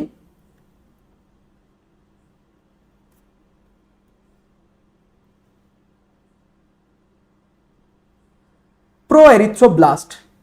তো সেই প্রোএরিথ্রোব্লাস্টে কি দেখতে পাচ্ছি, প্রোএরিথ্রোব্লাস্টে কিন্তু সাইজ কিন্তু একটু ছোট হচ্ছে এখন, 18 থেকে কিন্তু হচ্ছে 15 থেকে 20 মিউ কিন্তু এর আয়তন হচ্ছে, এবং এর ভিতরে কি দেখতে পাচ্ছি, নিউক্লিয়াস কিন্তু এবার আস্তে আস্তে কিন্তু হচ্ছে ছোট হচ্ছে, এবং নিউক্লিওলাস এবং নিউক্লিয়াসের ভিতরে থাকা যে ক্রোমাটিন যে সূত্রাকার থাকে সেগুলো কিন্তু ছোট কিন্তু হচ্ছে, এবং সাইটোপ্লাজম নীলাভ ধারণ কিন্তু করে থাকে। ঠিক আছে, তারপরেই দেখো আর্লি নর্মোসাইট। এবার মানে কি নর্মোসাইটে কনভার্ট হচ্ছে, এই যে এখান থেকে এই পর্যন্ত হচ্ছে নর্মোসাইট স্টেজ। ফার্স্ট হচ্ছে আর্লি, তারপর হচ্ছে ইন্টারমিডিয়েট এবং তারপর হচ্ছে লেট। এই নর্মোসাইট স্টেজে কি দেখতে পাই, এই যে দেখো এই মানে এই আরবিসির যে লেন্থ আরও কিন্তু ছোট হয়ে থাকে। আর্লিতে দেখো 12 থেকে 16, ইন্টারমিডিয়েটে দেখো 10 থেকে 14, এবং লেটে যদি আমরা দেখে থাকি, লেটে দেখো একদম সব থেকে ছোট হয়ে যাচ্ছে, 7 থেকে 7.5 মিউ কিন্তু এদের কিন্তু সাইজ কিন্তু হয়ে যাচ্ছে। এইবার দেখো ঠিক তারপরে রেটিকুলোসাইটে যখন কনভার্ট হচ্ছে, রেটিকুলোসাইটে কিন্তু নিউক্লিয়াস কিন্তু অ্যাবসেন্ট। রেটিকুলোসাইটে কি হয়ে যাচ্ছে, নিউক্লিয়াস কিন্তু অ্যাবসেন্ট, কারণ এই যে আমাদের নর্মোব্লাস্ট স্টেজে কিন্তু নিউক্লিয়াস কিন্তু ডিসইন্টিগ্রেট হয়ে যাচ্ছে, অর্থাৎ নষ্ট কিন্তু হয়ে যাচ্ছে। আর ঠিক তারপরে ম্যাচিওর যখন আরবিসি তৈরি হচ্ছে, সেখানে কিন্তু আমরা সম্পূর্ণভাবে নিউক্লিয়াস কিন্তু অনুপস্থিত কিন্তু আমরা দেখতে পাই। আর সেটা দেখো কতদিনের মাথায় তৈরি হচ্ছে, দেখো রেটিকুলোসাইট রূপান্তরিত হতে প্রায় 7 দিন মতন কিন্তু সময় কিন্তু লাগে। ক্লিয়ার হইল? এবার দেখো এরিথ্রোসাইটের প্রবাহক সমূহগুলো যদি দেখে থাকি, অ্যামাইনো অ্যাসিড আমরা দেখতে পাচ্ছি, যেহেতু এটা এর ভিতরে হিউজ অ্যামাউন্টে আমরা প্রোটিন আমরা দেখতে পাচ্ছি, সেই কারণে সেই প্রোটিনের ক্ষুদ্রতম একক হিসেবে অ্যামাইনো অ্যাসিড আমরা দেখতে পাচ্ছি, যা আরবিসির স্বাভাবিক বিপাক এবং সাইজ বা উৎপাদনে কিন্তু সাহায্য করে থাকে। এবং আরবিসির ভিতরে বিভিন্ন ধরনের ভিটামিন আমরা দেখতে পাই, vitamin B12, folic acid, vitamin C, riboflavin, nicotinic acid, এবং এই সবগুলো কিন্তু আমরা দেখতে পাই। দেখো সেই ভিটামিনগুলো এখানে দেওয়া আছে। খনিজ পদার্থ হিসেবে কি দেখতে পাচ্ছি, খনিজ পদার্থ হিসেবে দেখো পরিণত আরবিসিতে দেখো লোহা, কপার, ম্যাগনেসিয়াম, নিকেল এসবগুলো দেখতে পাই, ক্যালসিয়াম, কোবাল্ট এগুলো কিন্তু দেখতে পাচ্ছি। এবং এই আরবিসি যখন আমাদের লিভারে মানে 120 দিন ঘোরার পর, আমাদের জানি আরবিসির আয়ু কতদিন, 120 দিন, 120 দিন ঘোরার পরে যখন আমাদের লিভারে চলে যাচ্ছে, ঠিক তখন সেই আরবিসির ভিতরে থাকে হিমোগ্লোবিন ব্রেকডাউন করে দুটি পিগমেন্টে কনভার্ট হচ্ছে, একটা হচ্ছে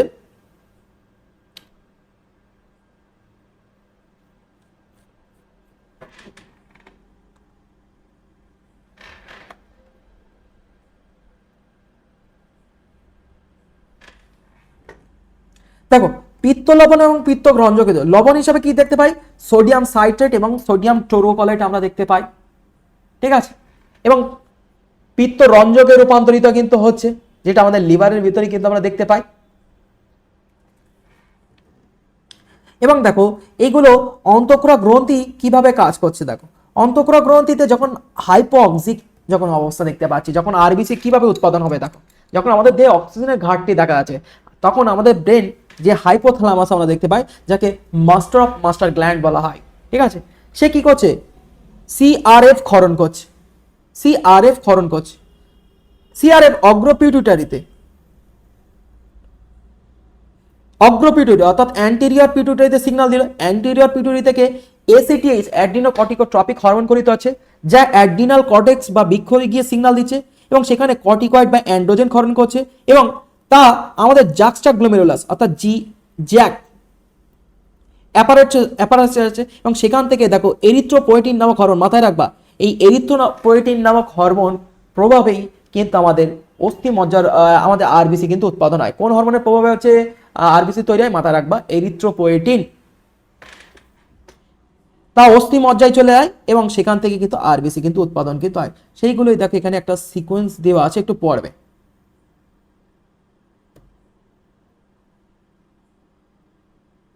এই যে দেখো আরবিসির যদি জীবনকাল যদি আমাদের দেখি 120 দিন।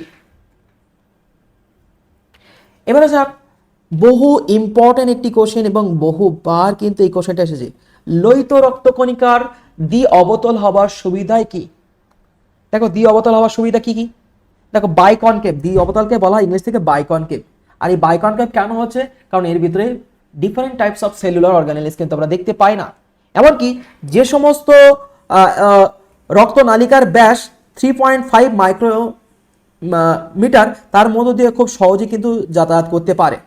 সাধারণত লোহিত রক্তকণিকাগুলি নমনীয় এবং সহজে কিন্তু নিষ্পোষিত হয়, এবং ইহা সহজে কিন্তু অতিরিক্ত সৌর নালিকার মধ্য দিয়ে কিন্তু চলাচল কিন্তু করতে পারে।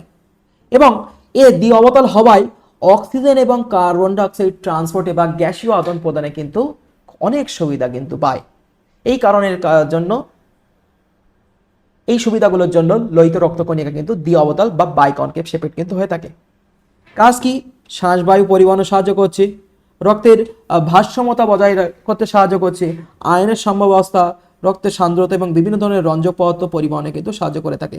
এই যে নাও বিলিরুবিন এবং বিলিভার্ডিন, দেখো হিমোগ্লোবিন, রক্তের ভিতরে থাকা যে হিমোগ্লোবিন, যেটা একটু আগে বলতে গিয়ে ভুলে গেছি, হিমোগ্লোবিন 120 দিনের পরে আমাদের যখন লিভারে ফিরে আসে, ঠিক তখন এখান থেকে হিমোগ্লোবিনের ব্রেকডাউন ঘটে। ব্রেকডাউন হয়ে দুটো রঞ্জক পদার্থ তৈরি হয়। একটা নাম হচ্ছে কি বললাম, বিলিরুবিন, আর একটা নাম হচ্ছে বিলিভার্ডিনে কনভার্ট হয়, বিলিভার্ডিনে কিন্তু রূপান্তরিত কিন্তু হয়ে থাকে। ঠিক আছে, এবার দেখো আবার একটি ইম্পর্টেন্ট কোশ্চেনে চলে আসি, রুলও কি? যখন আমরা রেস্ট নেই তখন ধীরে ধীরে রক্ত প্রবাহের মধ্যে আরবিসি কোষগুলি স্তরে স্তরে সাজিয়ে যায়। এই যে দেখো কয়েনের মতন সাজিয়ে যাচ্ছে না, কয়েনের মতন সাজিয়ে যাচ্ছে। এই একটা আরবিসি বাইকনকেভ, এর তলায় দেখি যদি আবার একটা আরবিসি, তার তলায় আবার একটা আরবিসি, এরকমভাবে যে সাজিয়ে যাচ্ছে, এরকম লোহিত রক্তকণিকা যে পরপর সংলগ্ন সাজিয়ে যাচ্ছে, এটি রক্তের প্লাজমা প্রোটিনের উপর নির্ভর করে কিন্তু ঘটে। এই ঘটনাকেই কিন্তু কি বলা হয়, রুলো। ঠিক আছে,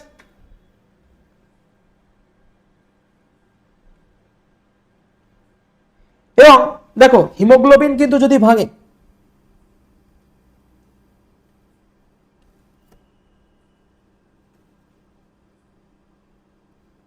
হিমোগ্লোবিনের ভিতরে কিন্তু হচ্ছে দুটো উপাদান থাকে, একটার নাম হচ্ছে হিম পার্ট, আর একটা নাম হচ্ছে গ্লোবিন পার্ট।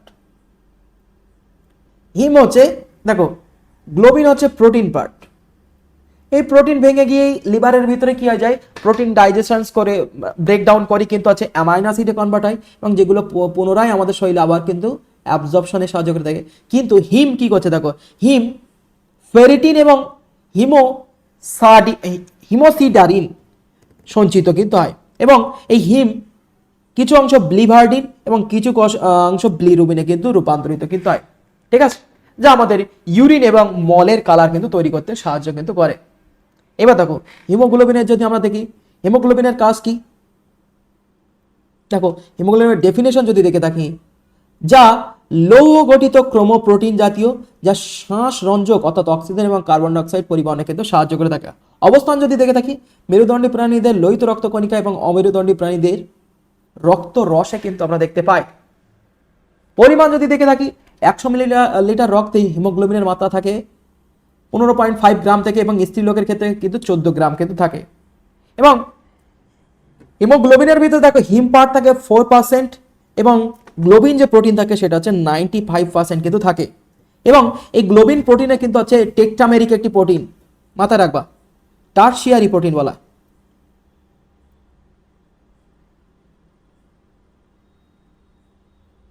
টারশিয়ারি প্রোটিন কিন্তু বলা হয়।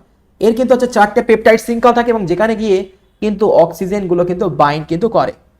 ঠিক আছে, এই যে দেখো হিমোগ্লোবিনোমিটারের সাহায্যেই কিন্তু আমাদের দেহে হিমোগ্লোবিনের মাত্রা কিন্তু আমরা মাপতে পারি। হিমোগ্লোবিনের কাজ কি? হিমোগ্লোবিন অক্সিজেন পরিবহনে সাহায্য করে থাকে। যখন অক্সিজেন হিমোগ্লোবিনের সাথে বাইন্ড করে তখন সেই অবস্থাকে কি বলা হয়, অক্সি হিমোগ্লোবিন কিন্তু বলা হয়ে থাকে। এবং কার্বন ডাইঅক্সাইড পরিবহনে সাহায্য করে থাকে। কার্বন ডাইঅক্সাইড যখন হিমোগ্লোবিনের সাথে যখন বাইন্ড করে তখন কার্বামিন হিমোগ্লোবিনে কিন্তু রূপান্তরিত হয় এবং হিমোগ্লোবিন রক্তের বাফার হিসেবে কিন্তু কাজ করে থাকে। এবং হিমোগ্লোবিন থেকে বিলিরুবিন, বিলিভার্ডিন, স্টারকোব্লিনোজেন যা মলের কালার কিন্তু তৈরি করে থাকে এবং ইউরোব্লিনোজেন যা মূত্রের কালার তৈরি করে থাকে, এই সবগুলো কিন্তু হিমোগ্লোবিনের সাহায্যে কিন্তু আমরা করতে পারি।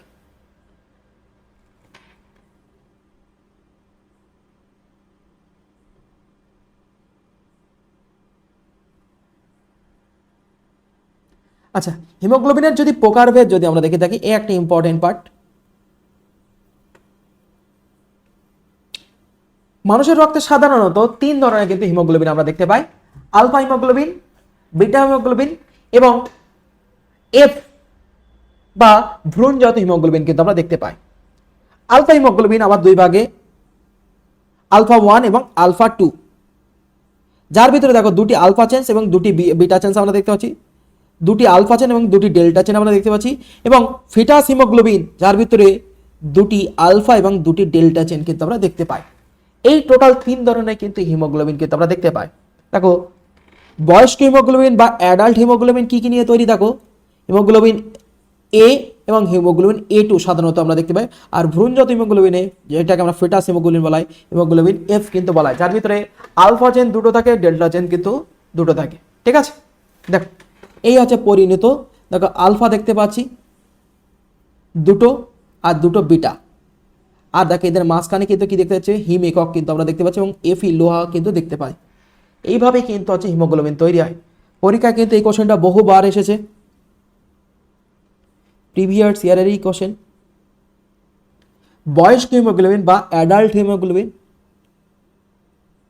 এবং ফিটাস বা ভ্রূণজাত হিমোগ্লোবিনের পার্থক্য। ঠিক আছে, যখন দেখো বয়স্ক রক্তে থাকে অর্থাৎ অ্যাডাল্ট যখন হয়ে যায়, তখন দেখো দুই রকমের হিমোগ্লোবিন আমরা কিন্তু দেখতে পাই। ঠিক আছে, দুটি আলফা চেন দুটো বিটা চেন, অথবা দুটো আলফা বা দুটো আলফা দুটো বিটা, যাকে তাকে বলে হিমোগ্লোবিন এ, আর হিমোগ্লোবিন A2 ভিতরে দুটো আলফা দুটো ডেল্টা চেন কিন্তু থাকে। ভ্রূণজাত হিমোগ্লোবিনের ভিতরে যাকে বলা হয় হিমোগ্লোবিন F, যার ভিতরে দেখো দুটি আলফা এবং দুটি ডেল্টা চেন কিন্তু আমরা দেখতে পাই। এই প্রকার হিমোগ্লোবিন অক্সিজেনে আসক্তি সাধারণত কম থাকে। দেখো আমরা যখন অ্যাডাল্ট হিমোগ্লোবিন থাকে তা কিন্তু অক্সিজেনের আসক্তি কিন্তু খুব কম থাকে, কিন্তু যখন আমরা বাচ্চা অবস্থায় থাকি তার কিন্তু আসক্তি কিন্তু অপেক্ষাকৃত অনেক বেশি। এই হিমোগ্লোবিনের আয়ু যদি দেখে থাকি 120 দিন, আর এই কিন্তু হচ্ছে 6 সপ্তাহ অর্থাৎ 180 দিন, 180 দিন বলছি, 42 দিন।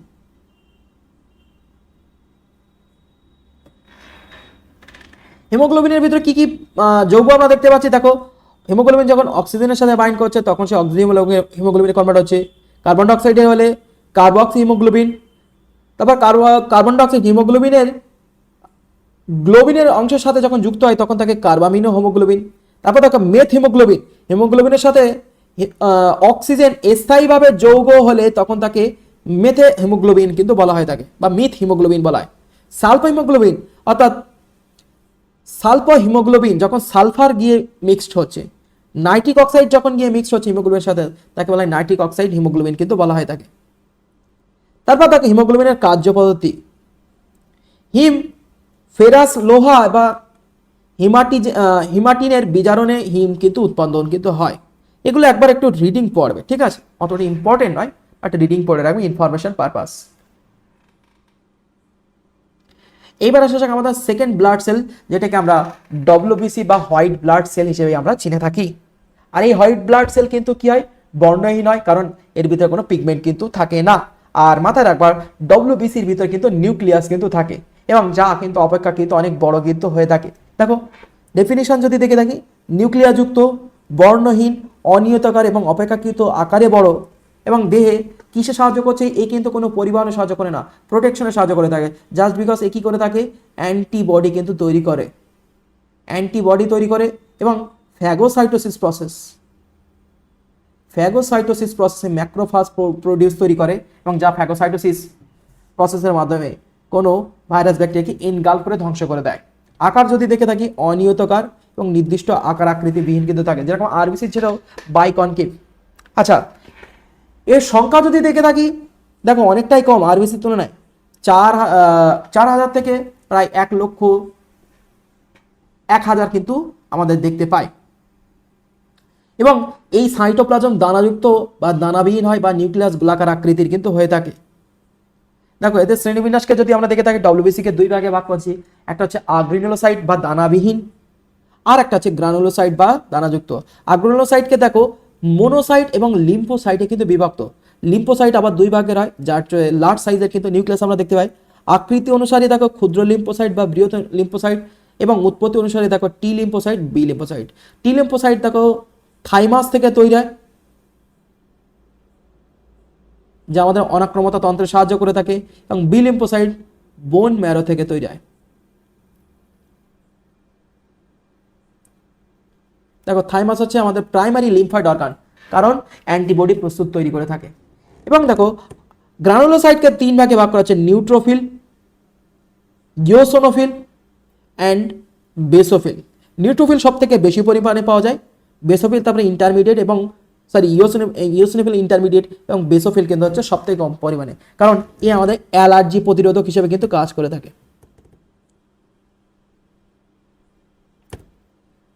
ইওসোনোফিল কি তৈরি করে থাকে? মাস্ট কোষ থেকে হেপারিন প্রস্তুতিতে সাহায্য করে থাকে, মাস্ট সেল থেকে হেপারিন প্রস্তুত করে। ঠিক আছে, দেখো সবগুলোই দেখো।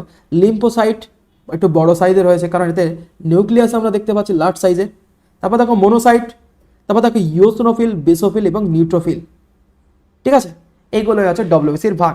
এবার দেখো এদের যদি ডিফারেন্সিয়েট যদি আমরা করে থাকি তাহলে কি কি আমরা দেখতে পাচ্ছি দেখো।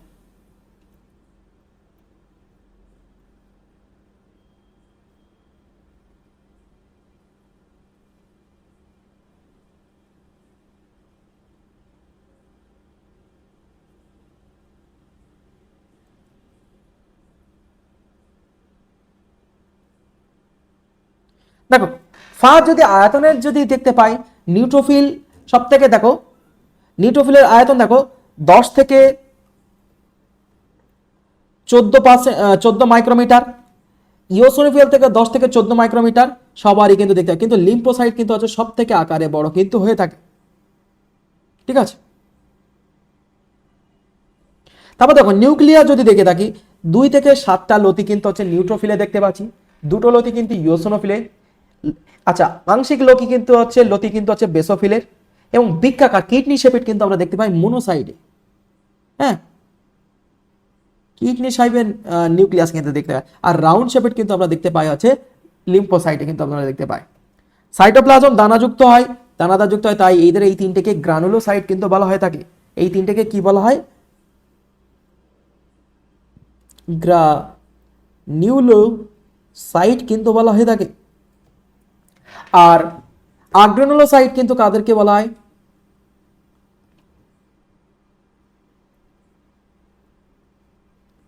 আগ্রানুলোসাইট কাদের বলা হয়? মোনোসাইট অ্যান্ড লিম্ফোসাইটকে কিন্তু আগ্রানুলোসাইট কিন্তু বলা হয়ে থাকে, কারণ এদের কি থাকে না, দানা কিন্তু বিহীন থাকে, দানা থাকে না।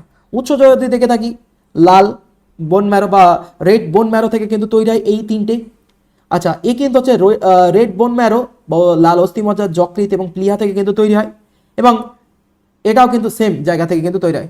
পরিমাণে সব থেকে বেশি পরিমাণে পাওয়া যায়, মাথায় রাখবা, সব থেকে বেশি পরিমাণে পাওয়া যায় নিউট্রোফিল, তারপরে সব থেকে কম পরিমাণে পাওয়া যায় বেসোফিল। ওহো, এখানে একটা কিন্তু ভুল বলে ফেললাম, বেসোফিল মাথার একটা হেপারিন প্রস্তুত করে,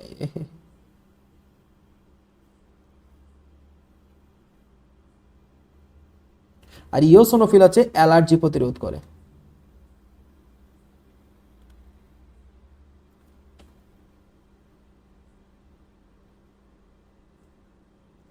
ঠিক আছে, উল্টো হয়ে গেছে একটু, সরি। দেখো নিউট্রোফিল দেখো ফ্যাগোসাইটোসিস প্রসেসে রোগ জীবাণুকে ধ্বংস করছে, হিস্টামিন প্রস্তুত করে অ্যালার্জি প্রতিরোধক হিসেবে ইওসোনোফিল, হেপারিন প্রস্তুত করে রক্ততঞ্চনে কিন্তু বেসোফিল। আচ্ছা, মোনোসাইট দেখো ফ্যাগোসাইটোসিস প্রক্রিয়ায় রোগ জীবাণুকে ধ্বংস করছে এবং অ্যান্টিবডি প্রস্তুত করছে কে? লিম্ফোসাইট। ঠিক আছে, এগুলো একটু ভালো করে পড়বে প্রতিটার কাজ। টি লিম্ফোসাইট এবং বি লিম্ফোসাইটে পরিণত হয় দেখো, মাথা রাখবা, লসিকা গ্রন্থি থেকে, এবং এরা কিন্তু হচ্ছে অ্যান্টিবডি প্রস্তুত কিন্তু করে থাকে, যা রসভিত্তিক, ঠিক আছে, অনাক্রমতা কিন্তু রক্ষা করে থাকে। বি লিম্ফোসাইট দেখো বোন ম্যারো বা অস্থিমজ্জা থেকে তৈরি হয়, এবং টি লিম্ফোসাইট দেখো থাইমাস গ্রন্থি থেকে, যাকে বলা হয়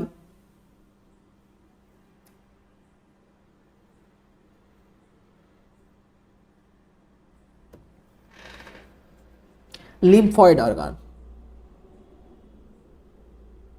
প্রাইমারি লিম্ফয়েড অর্গান কিন্তু বলা হয়।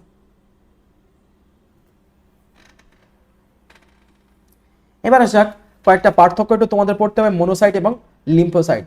এরা কিন্তু অপেক্ষা কিন্তু ছোট হয়, আর এরা কিন্তু হচ্ছে বড়, সংখ্যায় কম সংখ্যায় বেশি। নিউক্লিয়াস কিডনি শেপেড হয়, নিউক্লিয়াস রাউন্ড শেপেড হয়, ফ্যাগোসাইটোসিস প্রক্রিয়া ধ্বংস করে থাকে এবং অ্যান্টিবডি প্রস্তুত কিন্তু করে থাকে। তারপর দেখো লিম্ফোসাইট এবং থ্রোম্বোসাইটে দেখো পার্থক্যটা ভালো করে পড়বে। মোস্ট ইম্পর্টেন্ট যেটা হচ্ছে এই আরবিসি, ডব্লিউবিসি এবং অনুচক্রিকার পার্থক্য। তো আমরা এটা কিন্তু সবাই জানি যে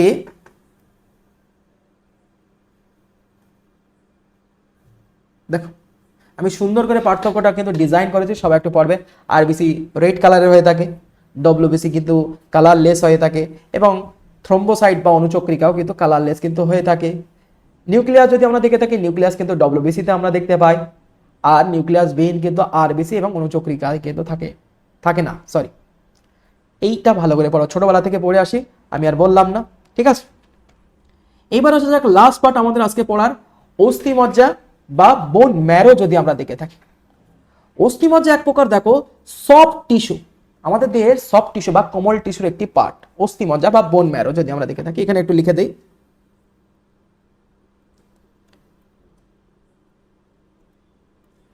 ঠিক আছে। এ দেখো হার্ভেসিয়ান নালিকার মজ্জা গহ্বর বা স্পঞ্জি অস্থি ট্রাবিকিউলির অন্তর্বর্তী স্থানে কিন্তু থাকে, এবং একটা প্রাপ্তবয়স্ক 65 কেজি একজন মানুষের অস্থিমজ্জার পরিমাণ দেখো 2.5 থেকে 3 কেজি কিন্তু হয়ে থাকে। দেখো কিভাবে থাকে, মনে করে এই হচ্ছে আমাদের হাড়, আর এই হাড়ের ভিতরে যে ব্রাউন কালারের পার্টটা থাকে, হলুদ কালারের যে থাকে তাকে বলা হয় মজ্জা, ঠিক আছে। এবার দেখো এই মজ্জা বা দুই ধরনের, একটা হচ্ছে রেড বোন ম্যারো, আর একটা হচ্ছে দেখো yellow bone marrow. Red bone marrow কখন থাকে, দেখো রেড বোন ম্যারো যখন আমরা একদম পুরো অল্প বয়স থাকি বা যখন আমরা অ্যাডাল্ট থাকি, তখন আমাদের ভ্রূণরত অবস্থায় কি দেখতে পাই, আমাদের বোনের ভিতরে বা অস্থি মজ্জার ভিতরে কিন্তু কোনো ফ্যাট অ্যাকুমুলেট হয় না, চর্বি অর্থাৎ সেখানে জমছে না, সেটা রেড কালারে কিন্তু হয় থাকে। দেখো লোহিত মজ্জা সক্রিয় ভ্রূণগত এবং অপরিণত অবস্থায় কেবলমাত্র লোহিত মজ্জা কিন্তু আমরা দেখতে পাই, এবং জন্মের পর দেহে সকল অস্থিতে লোহিত মজ্জা দেখা যায় গেলেও জন্মের 20 বছরের পর থেকে করটিকা কাস্তি বা কোষেরুকা, পেলভিক অস্থি, রিবস, স্টার্নাম, ফিমার এবং হিউমেরাসের উপরি অংশ থেকে এটি কিন্তু দেখা যায়। বাকি অন্যান্য অস্থির লোহিত রক্তকণিকা বা হলুদ মজ্জাতে কিন্তু পরিণত কিন্তু হয়। কারণ কি, কারণ প্রাপ্তবয়স্ক অবস্থায় অস্থি মজ্জার বিস্তার কিন্তু ছাঁচ বলে, এবং এই জালক কোষ বা জালক কোষে চর্বি কোষে উপস্থিত লক্ষ্য করা যায়, ঠিক আছে। তাহলে এইগুলো একটু ভালো করে পড়বা। যদি চর্বি না জন্মে তখন কিন্তু রেড কালার হয়ে থাকে, আর এইগুলো যখন ভ্রূণগত অবস্থায় প্রায় 20 বছর আগে কিন্তু আমাদের এরকম রেড কালার থাকে। আর কোথায় কোথায় আমরা দেখতে পাচ্ছি, দেখো pelvic, ribs, sternum, femur, humorous, এসব জায়গাতে কিন্তু রেড কালার থাকে। ইয়েলো কালার যখন 20 বছরের বয়সে হয়ে যাওয়ার পরে তখন কিন্তু ওখানে আস্তে আস্তে ফ্যাট অ্যাকুমুলেট হতে থাকে, এবং তখন সেইটা ইয়েলো কালার ধারণ কিন্তু করে। এবার দেখো এদের কাজ কি, দেখো অস্থিমজ্জার কাজ, এটি লোহিত রক্তকণিকা উৎপাদন এবং বিনাশে কিন্তু সাহায্য করে থাকে, হিমোগ্লোবিন উৎপাদনে সাহায্য করছে, সব রকমের শ্বেত রক্তকণিকা বা ডব্লিউবিসি উৎপাদনে, মেগা ক্যারিয়ার সাইটে বা অনুচক্রিকা তৈরি করতে সাহায্য করে থাকে, আয়রন সঞ্চয়ে সাহায্য করে থাকে, অস্থিকোষ অর্থাৎ অস্টিওব্লাস্ট, অস্টিওক্লাস্ট এবং অস্টিওসাইট, ঠিক আছে। অস্টিওব্লাস্ট দেখবা আমাদের যে বোন হাড়টা গঠনে কিন্তু সাহায্য করে থাকে। অস্টিওব্লাস্ট কিন্তু মাথায় রাখবা, এই যে গ্রোথ হরমোনের প্রভাবে কিন্তু অস্টিওব্লাস্ট কোষ কিন্তু ডিফারেন্সিয়েট হয়। অস্টিওক্লাস্ট কি হয়, শেপ মেইনটেনেন্সে কিন্তু সাহায্য করে থাকে, এবং অস্টিওসাইট কি করে থাকে, বহির আবারক হিসেবে কিন্তু কাজ করে থাকে হাড়ে, ঠিক আছে। এবং দেখো এই অস্থিমজ্জার ট্রান্সপ্লান্ট যখন করায়, কারোর ক্ষেত্রে বোন ম্যারো যদি নষ্ট হয়ে থাকে, তখন দেখো এই অস্থিমজ্জা একটি ব্যক্তি থেকে অন্য আরেকটিতে ট্রান্সফার করার জন্য অস্থিমজ্জার ট্রান্সপ্লান্টেশন কিন্তু বলে থাকে। তবে এর পূর্বে সতর্ক নেওয়া দরকার, কারণ ঝাড় থেকে নিচে যে ডোনার তার HLA ম্যাচিং করতে হবে, ঠিক আছে। এই পদ্ধতিতে রোগীর অস্থিমজ্জা ধ্বংস করে দাতার নিকট থেকে স্বাভাবিক অস্থিমজ্জা নিয়ে ইন্টারভেনশন ইনজেক্ট দেওয়া কিন্তু হয়। মানে ওগুলো যার মোটামুটি যে অস্থিমজ্জা বা বোন ম্যারো নষ্ট হয়ে গেছে, তার ফার্স্ট অস্থিমজ্জাটাকে বা বোন ম্যারোটাকে নষ্ট করায়, এবং একটা ডোনার থেকে ইন্টারভেনশনস ইনজেকশন দিয়ে কিন্তু হচ্ছে সেটাকে আবার লোড কিন্তু করা হয়, ঠিক আছে।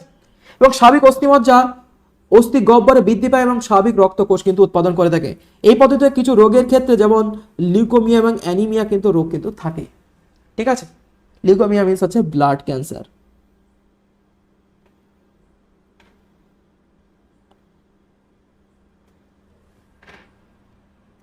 So that's all for today's discussions. I hope, আমার মনে হয় তোমাদের আমাদের ক্লাসটা খুবই ভালো লেগেছে। তো আমি ফিজিওলজির প্রতিটা ক্লাস এবার পরপর তোমাদেরকে দিতে থাকবো। আর যারা মোটামুটি আমাদের অনলাইন ব্যাচে এনরোল করতে চাও, তারা অবশ্যই কিন্তু এই নাম্বারে কন্ট্যাক্ট করো, 8945850463 নাম্বারে কন্ট্যাক্ট করো। আর অবশ্যই সাবস্ক্রাইব করো, দি বায়োভার্সিটি ইউটিউব চ্যানেল। ঠিক আছে, প্রতিটা ইউনিভার্সিটির কি কি ইউনিভার্সিটি দেখো আমরা কোন কোন ইউনিভার্সিটিদেরকে কোচিং দিচ্ছি। WBSU West Bengal State University, CU Calcutta University, Vidyasagar University, Bankura University, Bardhaman University, Gour Banga University এবং কল্যাণ ইউনিভার্সিটি। এই ইউনিভার্সিটির স্টুডেন্টদেরকে আমরা সবাই কিন্তু গাইড কিন্তু করছি।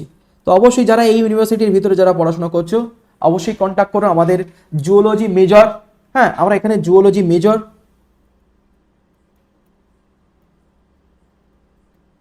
প্লাস মাইনর গাইড করছি। এছাড়াও বোটানি মাইনর এবং বায়োকেমিস্ট্রি যারা মেজর নিয়ে পড়ছো বায়ো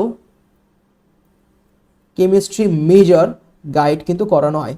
আর যারা আমাদের মোটামুটি অনলাইন ব্যাচ খুব অল্প টাকায় কিন্তু আমরা ব্যাচ সবাইকে প্রোভাইড করি, তারা অবশ্যই এই নাম্বারে কন্ট্যাক্ট করো 8945850463।